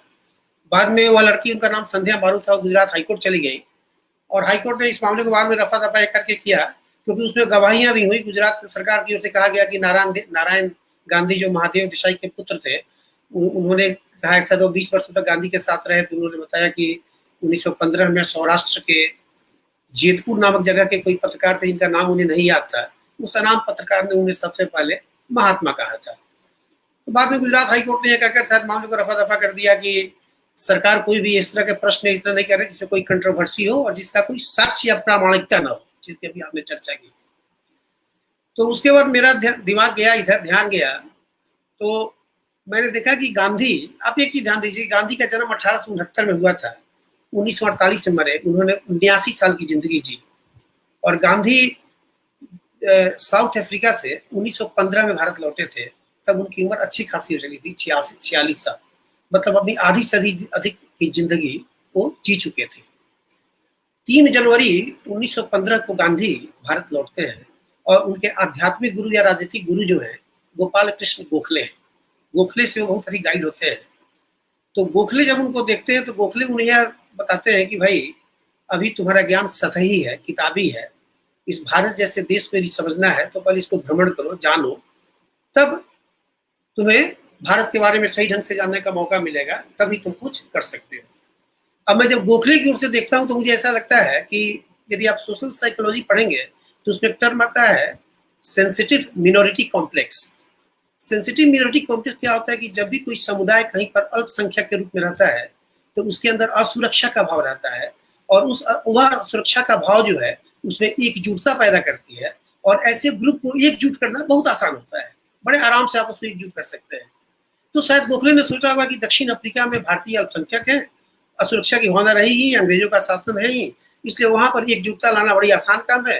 तो यदि गांधी ने साउथ अफ्रीका में एकजुटता ला दी और वहां नेता बन के उभरे तो संभव है कि भारत के लिए उनके लिए कोई किसी अग्नि परीक्षा से गुजरना पड़े। भारत में ऐसा संभव ना हो, क्योंकि भारत एक विशाल देश है, ढेर सारी संस्कृतियां हैं, ढेर सारी जातियां, ढेर सारे धर्म, ढेर सारे विचार, बड़ा भूगोल, बड़ा इतिहास। तो इसमें इसलिए उनको गांधी उसमें बिल्कुल सतही और किताबी प्रतीत है। फिर मुझे यह समझ में नहीं आया कि जब एक कांग्रेस का बड़ा नेता गोखले, आपको पता है कि 1907 में जब गरम दल हुआ था, गोखले मॉडरेट ग्रुप के नेता थे और बहुत बड़ी हस्ती थे कांग्रेस के, बहुत विद्वान व्यक्ति थे। तो जब ऐसा व्यक्ति उनको एक सतही और किताबी ज्ञान वाला समझता है, तो फिर ये कैसे संभव है कि रविन्द्रनाथ टैगोर उनके महात्मा कह दे? हो सकता है कहीं कह दिया हो, कुछ लोग स्वामी सुधानंद का भी नाम लेते हैं कि उन्होंने भी उनको महात्मा कहा, लेकिन कोई लिखित और प्रामाणिक रूप से हमें नहीं मिला। यदि आप लोगों को कहीं मिले कि तो मुझे खुशी होगी जानकर। फिर मेरा ध्यान क्या है, मेरा ध्यान चला गया एक चिट्ठी पे, जो कि मुझे लगता है कि भारतीय इतिहास की एक बहुत बड़ी चिट्ठी है जिसने इतिहास को करवट लेते देखा। यह चिट्ठी 27 फरवरी 1917 को लिखी गई थी बेतिया नामक शहर से, और उसकी 2 पंक्तियां मैं पढ़ूंगा जिस पर मैं ज्यादा अपना ध्यान केंद्रित करता हूं, जिसने आने वाले इतिहास को की ओर संकेत किया। उसकी पहली पंक्ति थी मान्यवर महात्मा, उन्होंने महात्मा नाम से संबोधित किया। मैं लिखित प्रमाण की बात कर रहा हूँ। इसके पहले तो लखनऊ में 1916 के अधिवेशन में सुनता हूँ, वो भी श्रुति स्मृति में आती है कि उन्होंने कहा कि महात्मा जी एक बार चल के देखिए चंपारण को, और बाकी जो बातें वो आप वकील बाबू बताएंगे। लेकिन ये सारी बातें श्रुति स्मृति वाली है, लेकिन मैं लिखित प्रमाण की बात करूँ, ये पत्र लिखित रूप में हमारे सामने है, और उसमें उन्होंने लिखा कि मान्यवर महात्मा, पहली बार महात्मा शब्द का मैं लिखित प्रयोग यदि गांधी के लिए देख रहा हूँ तो मैं यहीं पर देख रहा हूँ। और फिर लास्ट में एक जगह वो लिखते हैं कि जिस प्रकार भगवान श्री रामचंद्र के चरण स्पर्श से अहल्या तर गई, उसी प्रकार श्रीमान के चंपारण में पैर रखते ही हम 19 लाख प्रजाओं का उद्धार हो जाएगा। अब देखिए कि उन्होंने, मुझे लगता है कि गांधी को सबसे पहले इस पत्र में राम की चर्चा करके, कहीं गांधी के भविष्य में उनके अंदर जो राम राज्य की परिकल्पना का जो या अवधारणा का जो विचार उनके मन में आया, कहीं उसका बीजारोपण इसी पत्र से तो नहीं होता है। मैं बताऊंगा आगे फिर गांधी ने राम शब्द का प्रयोग कहाँ किया है। तो अब देखिए, जब ये 1917 27 फरवरी को चिट्ठी लिखते हैं, अब मैं मात्र मैं पूरा अपना भाषण बस 3 चिट्ठियों पर लिखूंगा, उससे ज्यादा नहीं जाऊंगा। वो दूसरी चिट्ठी है जो 10 अप्रैल 1917 को जब गांधी राजकुमार शुक्ल के साथ पटना चले आते हैं, तो पटना से चिट्ठी अपने मगन लाल गांधी जी को लिखते हैं चिट्ठी। और ये चिट्ठी उन्होंने लिखा है, वो अपने पत्र में गुजराती में, ये सारे पत्र गुजराती में लिखे हुए हैं, जिसका हमारे भारत सरकार का मैं बहुत आभार व्यक्त करता हूँ कि हमारे प्रकाशन विभाग ने एक बहुत सुंदर, ढेर सारे वॉल्यूम्स हैं, ये आप देखिए, the collected works of Mahatma Gandhi. इसमें गांधी के जितने भी पत्र हैं उनके मरने के समय तक के, उन सारे पत्रों का संकलन है। तो मैं चूंकि साक्ष्य और प्रामाणिकता की बात की, इसीलिए मैं उस पुस्तक के आपके संदर्भ का उल्लेख किया। तो इस पुस्तक उन्होंने यह पत्र लिखा चैत्रवद 3 संवत 1973 10 अप्रैल 1917 को। इस पत्र में वह राजकुमार शुक्ल की चर्चा कर रहे हैं। और देखिए, हम हमारा दृष्टिकोण हमेशा ऑब्जेक्टिव होता है, क्योंकि हम लोग विज्ञान के छात्र हैं, हम व्यक्ति पूजा विश्वास नहीं करते, हम जो सामने होता है उसी की बात करते हैं। और इस पत्र को पढ़ने के बाद आप खुद बताइएगा, पहले मैं पत्र का जो मुख्य पंक्ति मैं पढ़ रहा हूँ, सारा पत्र में नहीं पढ़ूंगा।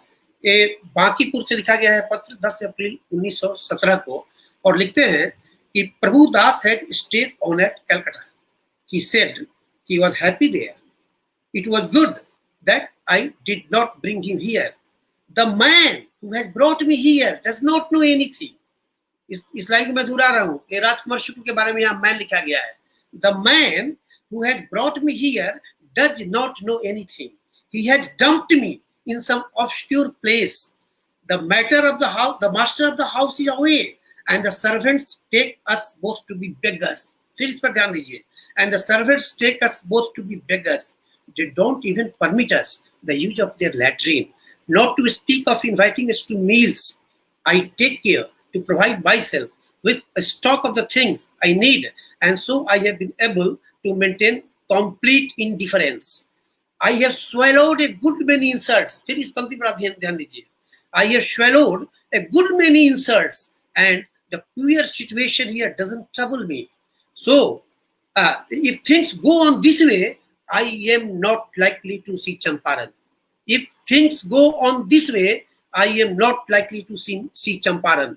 So far as I can see, my guide can give me no help, and I am in no position to find my own way. In this condition, I cannot give you my address. देखिए कह रहे हैं कि अपने पता देने में भी संकोच कर रहे हैं, और बाद में इसी चंपारण ने इस महात्मा का पता पूरी दुनिया को दिया। चंपारण ने इस महात्मा का पता पूरी दुनिया को दिया। वह महात्मा यह तो कह रहा है कि अभी मुझे पता देने के लिए जगह नहीं है। तो मैं, पत्र बहुत लंबा है, मैं केवल अपने संदर्भ की पंक्तियों को चुना हूं। तो यहाँ पर मुझे गांधी बिल्कुल उनका अक्खड़पन दिख रहा है, उनका एरोगेंस दिख रहा है कि जिस गांधी को ट्रेन से बाहर फेंक दिया गया साउथ अफ्रीका में, टांगे से ढकेल दिया गया, जहाज से उतरने में उनके मर्डर की बात तक चली, वह गांधी इस छोटी सी बात पर कि उसे वह अपेक्षित सम्मान नहीं मिला, क्योंकि राजकुमार शुक्ल भोले वाले सीधे गांव के आदमी थे। वो तो उनके लिए तो मैटर ही नहीं करता था कि वो रेलवे स्टेशन के बेंच पे सो जाए या किसी घर में सो जाए।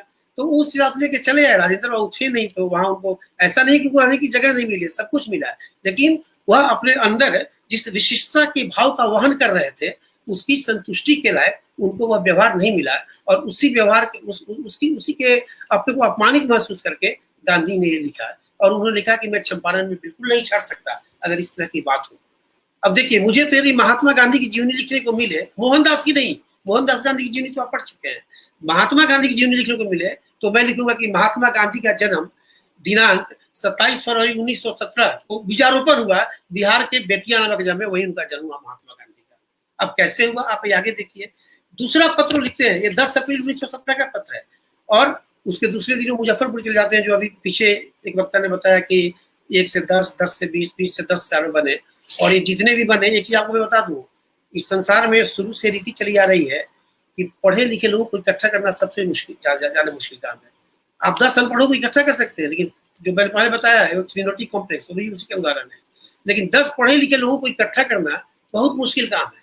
और भले लोग साक्षरता के स्तर पर राजकुमार शुक्ल को थोड़ा नीचे दिखा है, लेकिन शिक्षा के स्तर पर तो मुझे इतने ऊंचे दिखते हैं कि उन्होंने इतने बड़े बड़े पढ़े लिखे लोगों को उन्होंने एक साथ इकट्ठा कर दिया। और मैं तो कहता हूं कि मूलधन में उन्होंने इस देश को महात्मा तो दिया ही, ब्याज के स्वरूप में उनसे ढेर सारे नेता दे दिए जो चंपारण आंदोलन से पनपे, ये नेता सब आगे बढ़े।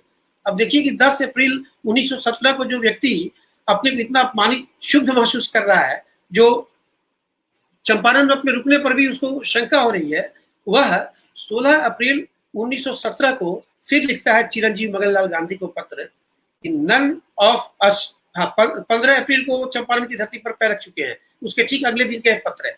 15 अप्रैल को चंपारण की धरती पर पैर रखते हैं, और ये मैं पत्र पढ़ रहा हूँ, ये 16 अप्रैल 1917 का है। इसमें लिखते हैं कि none of us could have imagined that I should be sent to jail in Bihar, a province hallowed by the footsteps of Ramchandra, Bharat, Janak and Sita ji. Even Sri Ram did not know what would happen in the following morning. जो एक बार राम का बीज बो दिया राजकुमार शुक्ल ने इनके दिमाग में, उस पत्र में वो राम इनके दिमाग में चलते आ रहे हैं, और यही राम आगे चलकर गांधीवाद के राम राज्य की परिकल्पना के रूप में साकार होते हैं। ये मेरा सोचना है, बाकी इतिहास का इतिहास का छात्र तो नहीं।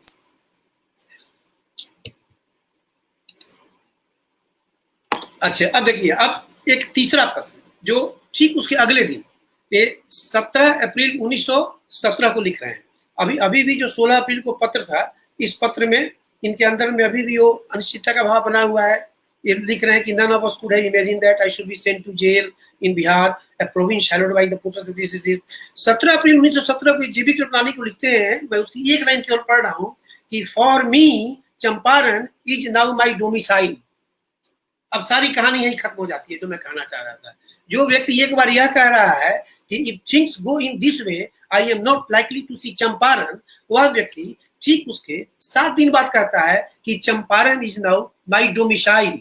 इससे बड़ा हृदय परिवर्तन मैंने इतिहास में बहुत कम देखा है। और जो गांधी पूरी दुनिया के हृदय परिवर्तन करने निकले थे, उस गांधी के हृदय परिवर्तन को हमारे चंपारण के गांव के सीधे साधे सरल किसान राजकुमार शुक्ल ने कर दिया। इसलिए मैं कहता हूं कि गांधी के हृदय परिवर्तन करने में राजकुमार शुक्ल ने अपने जिस उद्योग का परिचय दिया, कहा आप देखिए, लखनऊ गए, कानपुर गए, अहमदाबाद गए, कलकत्ता 2 बार गए, और इतनी कठिनाई की, उनके सामने आप पैर पकड़ लिए। क्या गांधी के सत्याग्रह से यह कम था क्या? तो मैं तो यह कहता हूं कि सत्याग्रह के नवीन तत्वों को गांधी ने राजकुमार शुक्ल से ग्रहण किया। तो राजकुमार शुक्ल ने एक जगह जहां गांधी का हृदय परिवर्तन किया, जो आपने आपको चिट्ठियों से बताया, वहीं पर राजकुमार शुक्ल ने गांधी को सत्याग्रह के कुछ नए तत्व भी दिए, व्यवहारिक तत्व। और गांधी ने खुद यह माना है कि एक पत्र में उन्होंने एक जगह लिखा है कि जो भारत की स्थिति है, जो चंपारण की स्थिति है, वो दक्षिण अफ्रीका और नेटल की स्थिति से बहुत बहुत अलग है। तो कुल मिला के जब यहाँ पर आते हैं और अंत में क्या लिखते हैं गांधी इसी राजकुमार शुक्ल के बारे में कि वह अनपढ़, अनगढ़ लेकिन दृढ़ निश्चयी व्यक्तित्व ने मेरा दिल जीत लिया। अब देखिए, दृढ़ निश्चय, इस पर उन्होंने जाने दो दिया, लेकिन दृढ़ निश्चय कहने का मतलब है कि जो हम गांधी को जिस विल पावर के लिए पूछते हैं, गांधी को बहुत दृढ़ निश्चयी माना जाता है। उनकी विल गांधी में था भी, वह जिस चीज को ठान लेते तो पूरा करते थे। तो अब देखिए कि उस विल पावर की भी झलक उन्होंने कहां से बटोरी, राजकुमार शुक्ल से। तो मैंने बताया कि सत्याग्रह के तत्व उनसे लिया, राजकुमार शुक्ल ने उनका हृदय परिवर्तन किया, और दृढ़ निश्चयता के तत्व को भी जो राजकुमार शुक्ल के व्यक्तित्व में मानता है, उससे भी गांधी बहुत गहरे तक प्रभावित हुए। तो अंत में मैं उतना समय नहीं लूंगा कि बड़े बड़े विद्वान लोग बैठे हैं, अंत में मैं केवल इसको समराइज यही करूंगा कि राजकुमार शुक्ल ने उनको सत्याग्रह के तत्व दिए, उनकी राम राज्य की अवधारणा का बीजारोपण किया, अपार जमीनी संगठन की क्षमता को उन्होंने दिखाया। जब देखिए गए गांधी पहली बार तो 10,000 भीड़ देख के गांधी को हतप्रभ रह गए।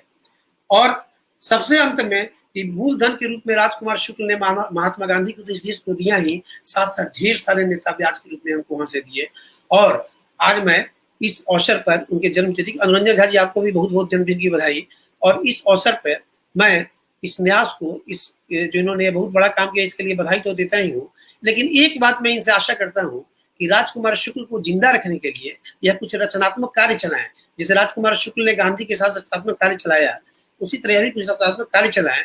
और एक मैं इनको एजेंडा देता हूँ कि भोजपुरी गानों से अश्लीलता हटाने के लिए राजकुमार शुक्ल के नाम के बैनर तले एक आंदोलन चलाएं कि कम से कम इसी बहाने आने वाली पीढ़ियां हमारी संस्कृति के को न केवल शुद्ध करें, बल्कि अपने पूर्वज राजकुमार शुक्ल की स्मृति को चिरंतन काल के लिए अपनी स्मृतियों में संजो कर रखें। प्रणाम।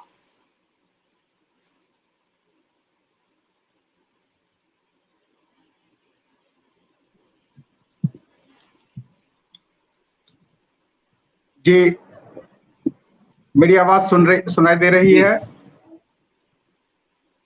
जी, इससे पहले कि कार्यक्रम को आगे बढ़ाया जाए, मुझे विश्वमोहन कुमार द्वारा मैं उनको बहुत धन्यवाद देता हूं।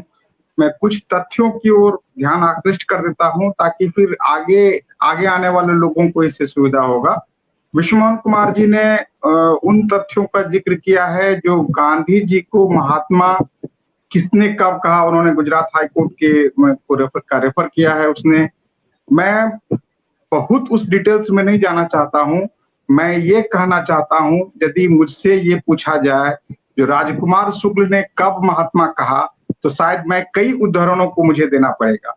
पहला उदाहरण जो लोग अमूमन आमतौर पर जो रिसर्चर देते हैं वह यह देते हैं जब गांधी जी को लेकर के मुजफ्फरपुर पहुंचते हैं राजकुमार शुक्ल, और वहां पर जेबी कृपलानी जब अपने बच्चों को साथ स्टेशन पर आते हैं रिसीव करने के लिए गांधी को, और जब वो बच्चों को लगता है, शुक्ल जी को लगता है जो बच्चे खोज रहे हैं गांधी जी को, एक बच्चे से पूछते हैं जो आप किन्हें खोज रहे हैं, तो वो महात्मा ये गांधी जी को खोज रहे हैं, मोहनदास करमचंद गांधी को। इससे पहले वो बच्चे जाके गार्ड से पूछाते हैं जो क्या इस ट्रेन में कोई गांधी जी आए हैं। गार्ड ने कहा मैं किसी गांधी को नहीं जानता हूँ।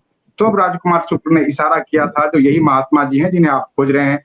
तो हम ये पाते हैं जो पहली बार राजकुमार शुक्ल ने अपने मुखारविंद से महात्मा शब्द का उच्चारण शायद मुजफ्फरपुर रेलवे स्टेशन पर किया था। लेकिन मेरे पास में ये डायरी है, मैं उस डायरी के पन्नों को मैं पलट रहा था तो मैं देख रहा हूं जो 10 अप्रैल को 1917 को राजकुमार शुक्ल ने अपनी डायरी में गांधी जी का जिक्र महात्मा के रूप में किया हुआ है।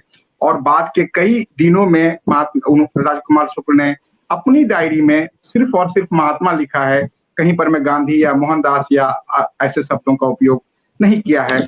तो हम देख रहे हैं जो राजकुमार शुक्ल स्वयं ये मान चुके थे जो हम जिस व्यक्ति को बुलाने जा रहे हैं वो महात्मा बन चुके हैं। लेकिन मैं आपका ध्यान, चूंकि ये विद्वत गोष्ठी है, मैं आपका ध्यान आकृष्ट करा देता हूं जो ऐसा नहीं है जो इतिहास इस बात पर निष्कर्ष तार्किक रूप से ये कह दे जो गांधी को किसने महात्मा और कब महात्मा कहा था। क्योंकि मैं जब गणेश शंकर विद्यार्थी का प्रताप अखबार निकालता हूँ तो शायद अभी जैसे अनुरंजन झा जी को हम अनुरंजन झा जी नहीं कहते हैं, हम उनको कहते हैं श्री अनुरंजन झा जी, या फिर एस नारायण साहब को हम कहते हैं प्रोफेसर डॉक्टर एस नारायण साहब। जो हमारी एक सांस्कृतिक हमें सिखाया गया है, जो हम लोगों को उच्चारण करते समय पहले उनके बारे में हम आदर देते हैं, तो शायद ये आदर 1913-15 में हमें मिलती है, जब कई लोगों के बारे में, मदन मोहन मालवीय के बारे में हम पढ़ते हैं, जो उसमें लिखा गया है, जो महात्मा मदन मोहन मालवीय, महात्मा गांधी, कई चीजों का 1913 में हम जिक्र देखते हैं, 14 में हम जिक्र देखते हैं। तो हम बार बार लोगों को कहते हैं जो इस बिंदु पर में हम थोड़ा सा बाहर निकलें, जो गांधी को किसने महात्मा कहा था।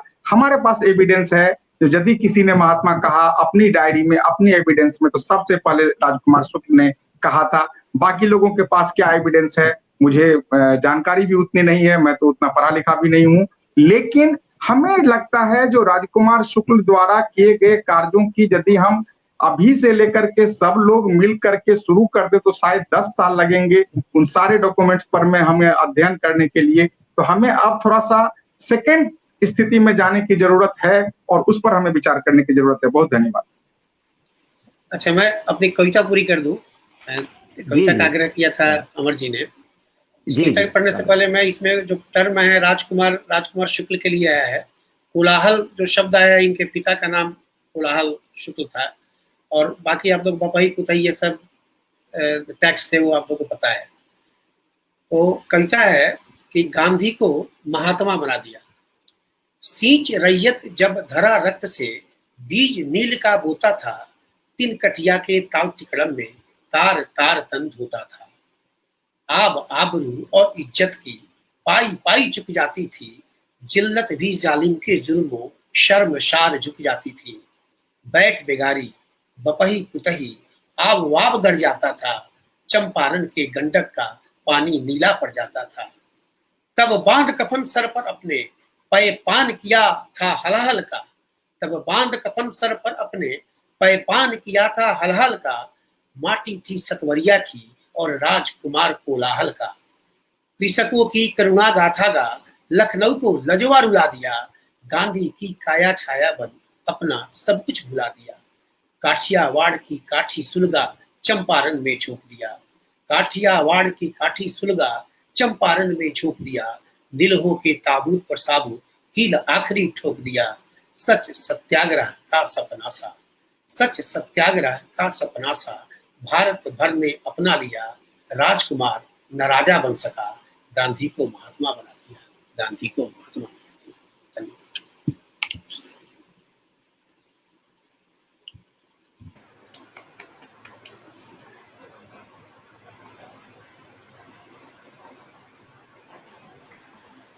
बहुत बहुत अभिनंदन, बहुत बहुत स्वागत, बहुत ही अच्छी कविता। अब आपने गुजरात के साबरमती से बिहार के सतवरिया को एक साथ जोड़ दिया और कविता के माध्यम से आपने पूरे के पूरे इतिहास को ही इन शब्दों में उतार दिया। बहुत बहुत शुक्रिया आदरणीय। जैसा कि अभी हम लोग सारे लोग जिक्र कर रहे थे, लगातार कर रहे थे कि पंडित राजकुमार शुक्ल ने जाति धर्म वर्ग विशेष से ऊपर उठकर स्वतंत्रता संग्राम में न केवल महत्वपूर्ण भूमिका निभाई, बल्कि पूरे समाज को एकता, प्रेम और भाईचारा के सूत्र में भी बांधा, उसे जोड़ दिया। उनके समकालीन राजेंद्र बाबू, आचार्य कृपलानी, शीतल राय, पीर मोहम्मद, मजहरुल हक, महादेव देसाई, गोरख प्रसाद, धरणीधर प्रसाद और बहुत सारे अन्य जो स्वतंत्रता सेनानी थे, जो कंधे से कंधे मिलाकर शुक्ल जी के साथ चल रहे थे, उन सब के प्रति भी हम आज उन्हें नमन करते हैं, उनके प्रति श्रद्धा अर्पित करते हैं। और यह भी कोशिश होनी चाहिए कि उनके साथ जितने भी स्वतंत्रता सेनानी जुड़े, कंधे से कंधे मिलाकर चले, उनके ऊपर भी हम सेमिनार करें, गोष्ठियाँ करें, उनका भी जिक्र किताबों में हो, इतिहास के पन्नों में हो। तो एक सशक्त इतिहास का पन्ना जो हमारे पास उभर कर आएगा, वो शुक्ल जी को, गांधी जी को, राजेंद्र बाबू को, कृपलानी जी को, इनके साथ और लोगों को भी प्रतिष्ठापित करेगा और उनके प्रति भी हमारी सच्ची श्रद्धांजलि होगी।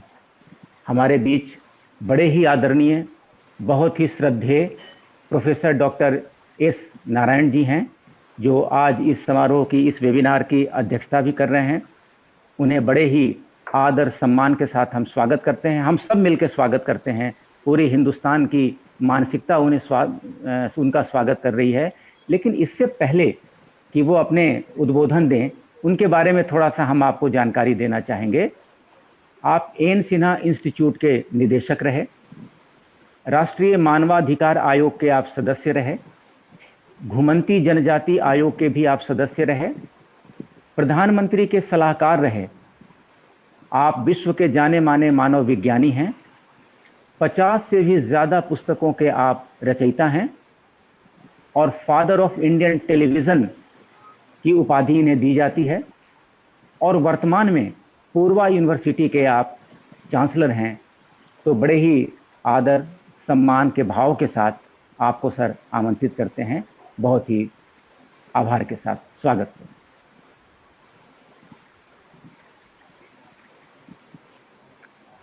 आप सबों को बहुत बहुत धन्यवाद।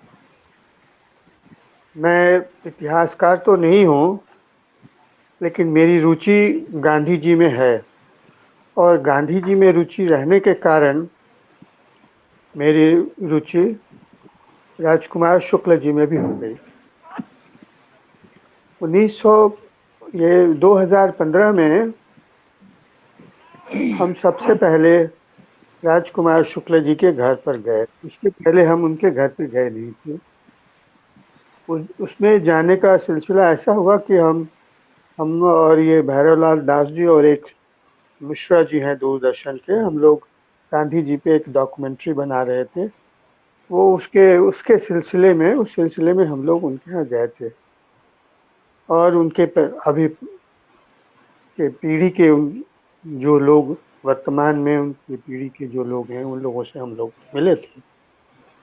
उनमें से 2 का इंटरव्यू भी हम लोगों ने रिकॉर्ड किया था, और भैरवलाल दास जी को वही ये करिश्मा था कि वो मुझे वहाँ ले गए, वरना हम तो मोतिहारी 1972 से ही जाते रहे हैं, और तब से ही मेरी रुचि गांधी जी में बहुत पहले से रही। जब मैं क्लास 9 में पढ़ता था, तभी मैंने एक लेख लिखा था गांधी जी के ऊपर, जो उस समय स्टेट्समैन अखबार में छपी थी। उससे मैं और उत्साहित हो गया गांधी जी के बारे में पढ़ने के लिए। और सबसे पहले मेरी पुस्तक जो गांधी जी के ऊपर छपी, वो प्लानिंग कमीशन के दृष्टिकोण से जो प्लान भारत के विकास के लिए जो योजनाएं बनती हैं, उन योजनाओं के संदर्भ में गांधी जी के क्या विचार होते अगर होते, और गांधी जी के विचारों का समावेश उन योजनाओं में है या नहीं है, ऐसा रिसर्च करने पे वो उस किताब का नाम, छपी हुई पुस्तक है, उस किताब का नाम है Gandhi and plan development in India. उसके बाद ये शुक्ल जी के बारे में मेरी थोड़ी रुचि थी कि जब हम कभी गांधी जी को याद करते हैं तो शुक्ल जी को भी हमें याद करना पड़ता है, क्योंकि अगर शुक्ल जी नहीं होते तो गांधी जी मोहनदास करमचंद गांधी ही रह जाते, ये महात्मा नहीं होते।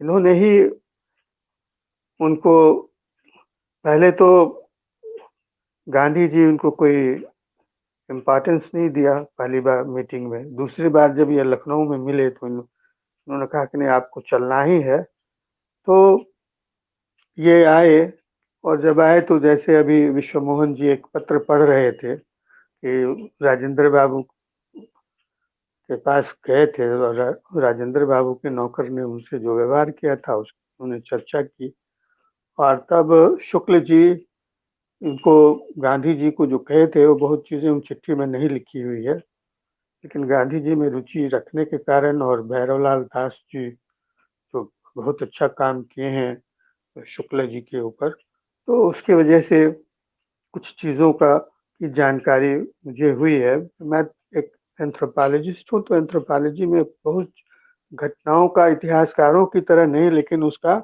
जो सामाजिक और सांस्कृतिक रेलेवेंस क्या होगा और क्या हुआ होगा, उसको देखकर हम लोग लिखते हैं और करते हैं। तो उसमें मुझे लगा कि अगर राजकुमार शुक्ल जी नहीं होते तो हमारे देश के स्वतंत्रता आंदोलन का इतिहास कुछ और होता। तब मोहनदास करमचंद गांधी शायद नहीं आते, और मोहनदास करमचंद गांधी आए भी तो शुरू शुरू वो वहाँ उनको समझ में नहीं आया कि मैं क्या करूं। तो जितना बैकग्राउंड शुक्ला जी ने बनाकर रखा और शुक्ला जी ने जितना एक्सपेरिमेंट उन्होंने किया था, राजकुमार शुक्ला जी ने, वो सब गांधी जी के आने के पहले जमीन इन्होंने तैयार कर दिया था, आंदोलन की रूपरेखा तैयार कर दी थी। और आज भी लोग चंपारण में या मोतिहारी में को शुक्ल जी को, राजकुमार शुक्ल जी को चंपारण का गांधी कहते हैं। तो ये चंपारण का गांधी जो उनको कहते हैं वो इसलिए हो गया कि हम जो बिहार के लोग हैं वो अपने आप को उतना आगे बढ़ाने में नहीं रहते हैं और अपनी विचारों को व्यक्त करते हैं, लेकिन उन विचारों को विश्व में फैलाने के का की कल्पना हम नहीं रखते हैं। शायद अगर गौतम बुद्ध का इतना ज्यादा प्रचार नहीं हो पाता अगर उस समय का राज का, स्टेट का सपोर्ट उनको नहीं होता गौतम बुद्ध को। उसी तरह से राजकुमार शुक्ल जी को तत्कालीन जो सरकार थी वो इसका सपोर्ट उनको नहीं मिल पाया, और उस सपोर्ट के नहीं मिल पाने के कारण आज राजकुमार शुक्ल जी वहाँ नहीं है। हमारे पूर्व के एक वक्ता ने इस बात पे जोर दिया है कि इनके राजकुमार शुक्ल जी के लिए हमें कोई रचनात्मक कार्यक्रम करना चाहिए।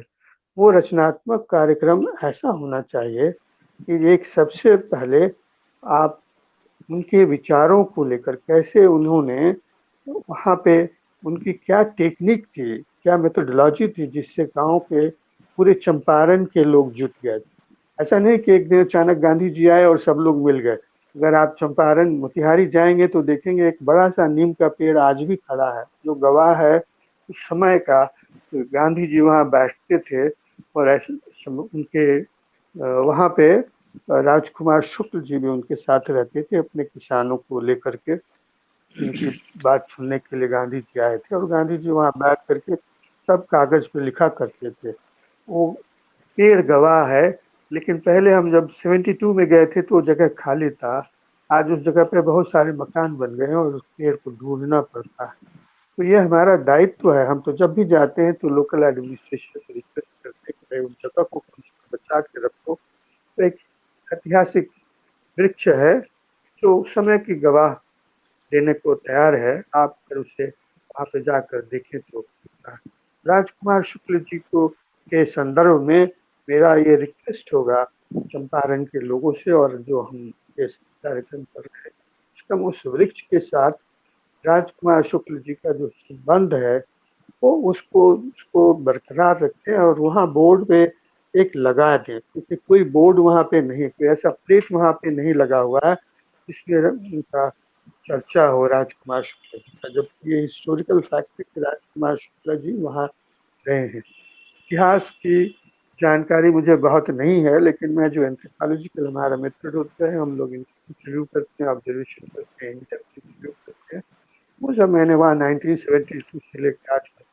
2020 तक का जब भी जाते हैं वहाँ मिलते हैं लोगों से। अब तो लोगों को वो याद नहीं है, लेकिन उस समय 72-73 में कुछ लोग थे जिनको ये याद रखा। हाँ, आप सही कह रहे हैं कि यहाँ पे राजकुमार शुक्ल जी आए थे। तब से मैं लोकल एडमिनिस्ट्रेशन को जब भी मौका लगता है उनको याद दिलाते हैं कि भाई करें। और वहाँ का जो सरकारी दफ्तर है उसमें जैसे गांधी जी की मूर्ति फोटो लगाते हैं, वैसे ही राजकुमार शुक्ला जी की भी फोटो लगनी चाहिए। ऐसा मेरा आप सबों से अनुरोध है कि आप सभी को या तो उनसे लिखकर अनुरोध करें या राज्य सरकार को लिखें या केंद्र सरकार को लिखें कि राजकुमार शुक्ला जी के लिए तो फोटो भी वहाँ पे लगा जाए, क्योंकि अगर राजकुमार शुक्ला जी नहीं होते तो मोहनदास करमचंद गांधी महात्मा गांधी नहीं बनते, और ना उनका जो एक्सपेरिमेंट है, जो सत्याग्रह आंदोलन वहाँ पर उन्होंने किया था वो भी सफल नहीं हो पाता। तो ये एक विषय है। दूसरी विषय ये है कि मेरा ख्याल है कि शायद समय हमारे साथ भैरवलाल दास जी या नहीं थे, लेकिन वो मिश्रा जी थे। हम लोग उनके घर से सटे हुए एक और जगह पे गए थे। गांव में उनके दूसरे कुछ गुतिया के लोग थे, उनके रिलेशन के लोग थे। उन लोगों से भी हम लोगों ने चर्चा की थी और वो उस समय बनाना चाहते थे उस गांव में उनका स्मारक, लेकिन वो स्मारक नहीं बन पाया, आज तक नहीं बन पाया है, क्योंकि वहाँ एक सज्जन हैं जो गांधी जी के बारे में बहुत ही लिखते हैं। उनका नाम है प्रसाद रत्नेश्वर, ईश्वर प्रसाद जी हैं वो। तो उनसे मेरी चर्चा होती है तो वो बताते हैं, कुछ दिन पहले ही बताया कि नहीं वहाँ पे वो नहीं बन पाया। तो एक लाइब्रेरी कम से कम राजकुमार शुक्ला जी के साथ के नाम पर वहाँ पे स्थापित कर दी जाए, जिसमें उनसे संबंधित जितनी पुस्तकें हैं वो वहाँ रहे। और उसका नाम, जैसे आप देखते हैं नेहरू म्यूजियम है, गांधी जी का म्यूजियम है, उस तरह एक म्यूजियम राजकुमार शुक्ला जी का कम से कम वहाँ तो होना चाहिए। चंपारण में जहाँ उनका गांव है, घर है, वहाँ भी होना चाहिए। इससे कोई भी आदमी जो बाहर से आते हैं उनको वहाँ जाएं तो समझ सकते। जब मैंने उनसे अभी कुछ दिन पहले ही, अभी हम लोग एक सेमिनार कर रहे हैं, एक इंटरनेशनल वेबिनार कर रहे हैं गांधी जी की प्रासंगिकता वर्तमान समय में उस पे। तो उस सिलसिले में अभी कल ही हमारी बात अरुण गांधी हैं और हमारे में रहते हैं, उनसे हुई। तो उन्होंने पूछा कि अच्छा आप बताइए सर कि वो अभी राजकुमार शुक्ला जी के घर पे आप गए। हमने बताया कि हाँ हाँ, हमारे एक बड़े विद्वान आदमी हैं इतिहास के, भैरवलाल दास जी, वो पुस्तक भी लिखे हैं, उन्हीं के साथ मैं वहाँ गया हूँ और मैंने देखा है। तो कहते हम आएंगे तो हमको वहाँ ले चलिएगा, क्योंकि हमारे फोर फादर्स वहाँ गए थे और रहे थे, तो हमारा भी दायित्व था इस बार मैं जब आऊँ मैं आपको बताऊंगा, मुझे आप वहाँ ले जाएंगे। ऐसे ही और एक हमारे वेबिनार में हुआ था, तो मैंने भैरवलाल दास जी को बताया था कि आप एक छोटे से बस का इंतजाम करें जिसमें उनके वर्तमान पीढ़ी के गांधी जी के लोग हैं वो वहाँ जाना चाहते हैं। तो उसको भी एक इस तरह का, उनके गांव को इस तरह का एक स्थल के रूप में विकसित किया जाए कि जितने लोग जो गांधी जी से आते हैं जानते जरूर हैं, जिन्होंने भी गांधी जी की ऑटोबायोग्राफी पढ़ी है या जो भी रहे हैं तो उनको वो जानते जरूर हैं। और उनका इम्पोर्टेंस इतिहासकारों ने उनके साथ नाइंसाफी की है, उनके साथ इंसाफ नहीं किया है, उनको उतना महत्व नहीं दिया है। मैं भैरवलाल दास जी को इसलिए बहुत मानता हूँ क्योंकि जो भी उपेक्षित, जो इतिहास में जिनको सही स्थान नहीं मिल पाया, उनके ऊपर वो बड़े लगन से, बड़े वो मन लगाकर उस पर काम करते हैं।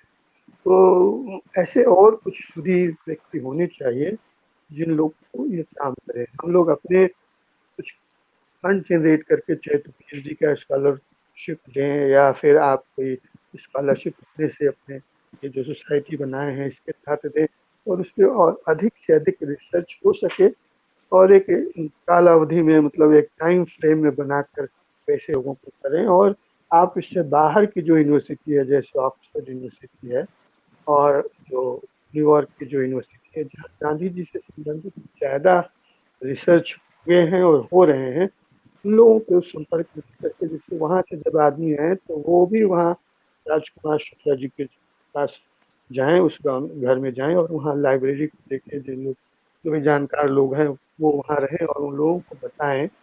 तो ये हमारी सच्ची श्रद्धांजलि होगी राजकुमार शुक्ला जी के लिए। और कुछ रचनात्मक कार्य करें और स्टेप बाय स्टेप से करें कि कैसे इनको नेशनल और इंटरनेशनल प्लेटफॉर्म पे, जहाँ इतिहासकारों से चूक हो गई है, उसे फिर से हम भैरवलाल दास जैसे लोगों को लेकर उनको उचित स्थान इतिहास में देने का प्रयास करें। इसके साथ ही मैं अपनी बात को यहाँ पे समाप्त करता हूँ और आप सबों से को धन्यवाद देता हूँ कि आप मुझे समय दिया बोलने के लिए अपने बीच, जबकि मैं इस विषय का विशेषज्ञ नहीं हूँ। ये भैरवलाल दास जी, मैं यहाँ आने के लिए, बोलने के लिए आपके बीच आया लेकिन आपका जो भी कार्यक्रम होगा तो मैं इस सारगर्भित वक्तव्य के लिए हाँ कहें। जैसे उनके लिए एक म्यूजियम की स्थापना हो, इनके अलावा आपने इतिहासकारों का जिक्र किया, भैरवलाल दास जी का जिक्र किया, अरविंद मोहन जी का जिक्र आया है, झा साहब ने भी बताया, और उनके सिलसिले में और भी कई किताबें प्रकाशित हुई हैं। जैसे अरविंद मोहन जी की ही कई पुस्तकें हैं। अब किसी कारण तकनीकी कारणों से आज वो उपस्थित नहीं हो सके, लेकिन हम जिक्र करना चाहेंगे कि प्रयोग चंपारण, चंपारण सत्याग्रह की कहानी, चंपारण सत्याग्रह के सहयोगी, अरविंद मोहन जी की पुस्तकें हैं और भी कई पुस्तकें हैं। इनके अलावा ब्रजकिशोर सिंह की नील संघर्ष और गांधी, चंपारण में बापू उनकी किताब है, और डॉक्टर पीएस दयाल की कृति है चंपारण का किसान आंदोलन और पंडित राजकुमार शुक्ल।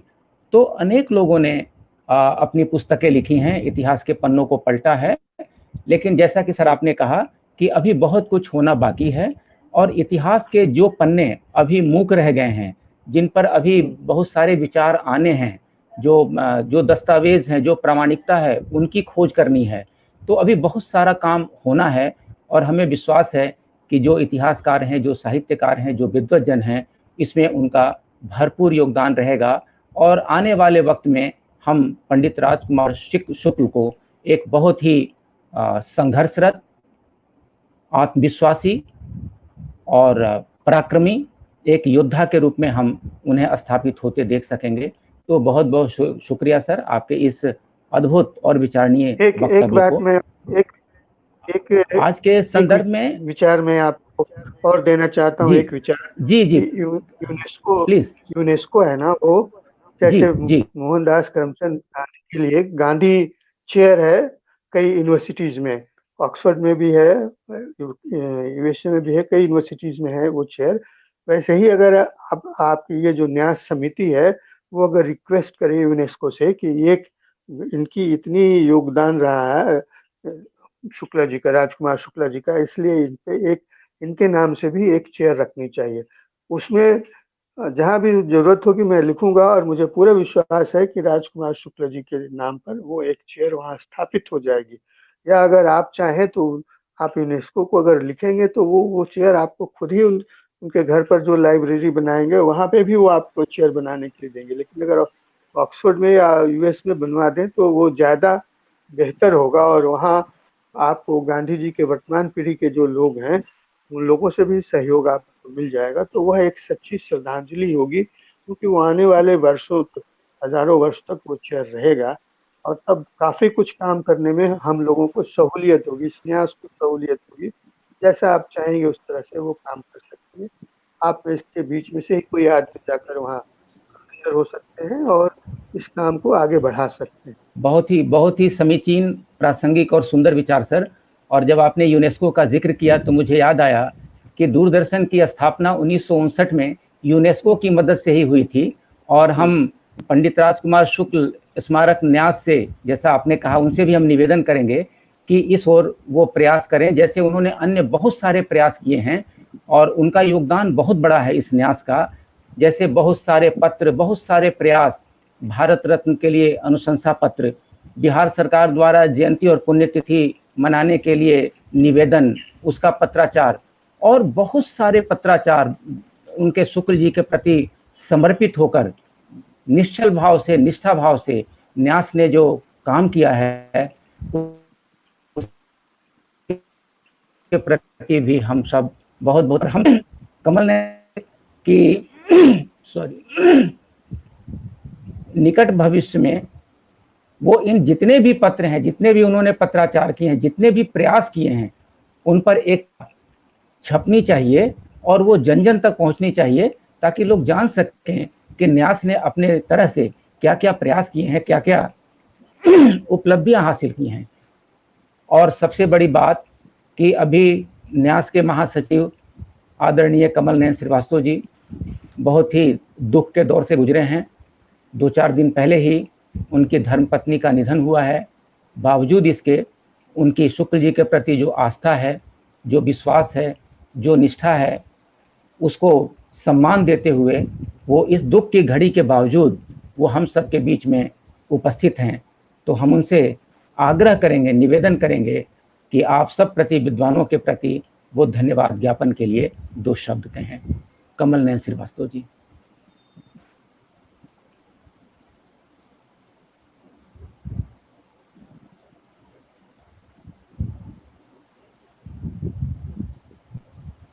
म्यूट है। शायद कुछ तकनीकी बाधा आ रही है कमल नयन श्रीवास्तव जी के साथ। अभी हम फिर जुड़ जाएंगे उनके साथ। जी म्यूट है, कैसे करना होगा? हो गया। जी हो गया। स्वागत है। राष्ट्रपिता महात्मा गांधी ने यदि अपनी आत्मकथा में शुक्ल जी के बारे में टिप्पणी नहीं की होती तो शायद आज इतिहास उन्हें भुला दिया होता। कोई इतिहासकार या रिसर्चर उसके आगे नहीं बढ़ पाते। ईमानदार नेता थे गांधी, और गांधी के शिष्य होने के नाते शुक्ल जी भी ने अपने देश के प्रति जो भूमिका निभाई वह रहेगी। लेकिन अभी जो स्थिति है कि अब राष्ट्र नायकों को जाति और रक्त वंश के रूप में लोग देखने लगे हैं। दुखद है, शर्मनाक है। और शुक्ल जी का चरित्र चित्रण बिगाड़ने वाले कौन है? हम ही आप हैं। कह रहे हैं कि उन्होंने सरकार का पैसा लिया, उन्होंने जमीन लिया, उन्होंने नौकरी ली। कौन कह रहे हैं? बाहर के लोग नहीं कर रहे हैं। जो दावेदारी करते हैं शुक्ल जी पर, यह दुखद है भाई, दुखद है। हम इतना ही कहना चाहेंगे कि शुक्ल जी के प्रति जो काम करने वाले लोग हैं वो साइलेंट वर्कर की तरह काम करते हैं। शुक्ल जी घर घर तक पहुंचे, उनके लिए संग्रहालय बने, उनके लिए जो भी हो, हम लोग ने छोटा सा प्रयास किया है। हम लोग उसका कीर्ति लेने के लिए, उसका नाम लेने वाले में नहीं है। और आज राज्य और केंद्र की सत्ता गांधी के बाद उसके सिर्फ अपने आप को स्थापित करने में लगे हैं। कोई नहीं चाहता कि गांधी के बाद यदि कोई दूसरा आदमी आता है तो वो नेता कहा जाएगा। यह निर्विवाद सत्य है। ऐसे स्थिति में भी आज शुक्ल जी को वो लोग याद करते हैं। यह बहुत बड़ी बात है। और आप सभी विद्वान आए जो किसी कारण से नहीं आ पाए, उनके प्रति भी हम अपनी श्रद्धा निवेदित करते हैं। भगवान हमें सद्बुद्धि दे, सरकार और सत्ता को सद्बुद्धि दे कि शुक्ल जी को उनका स्थान मिल सके। इन्हीं शब्दों के साथ सबको नमस्कार, सबको प्रणाम। अपनी वाणी।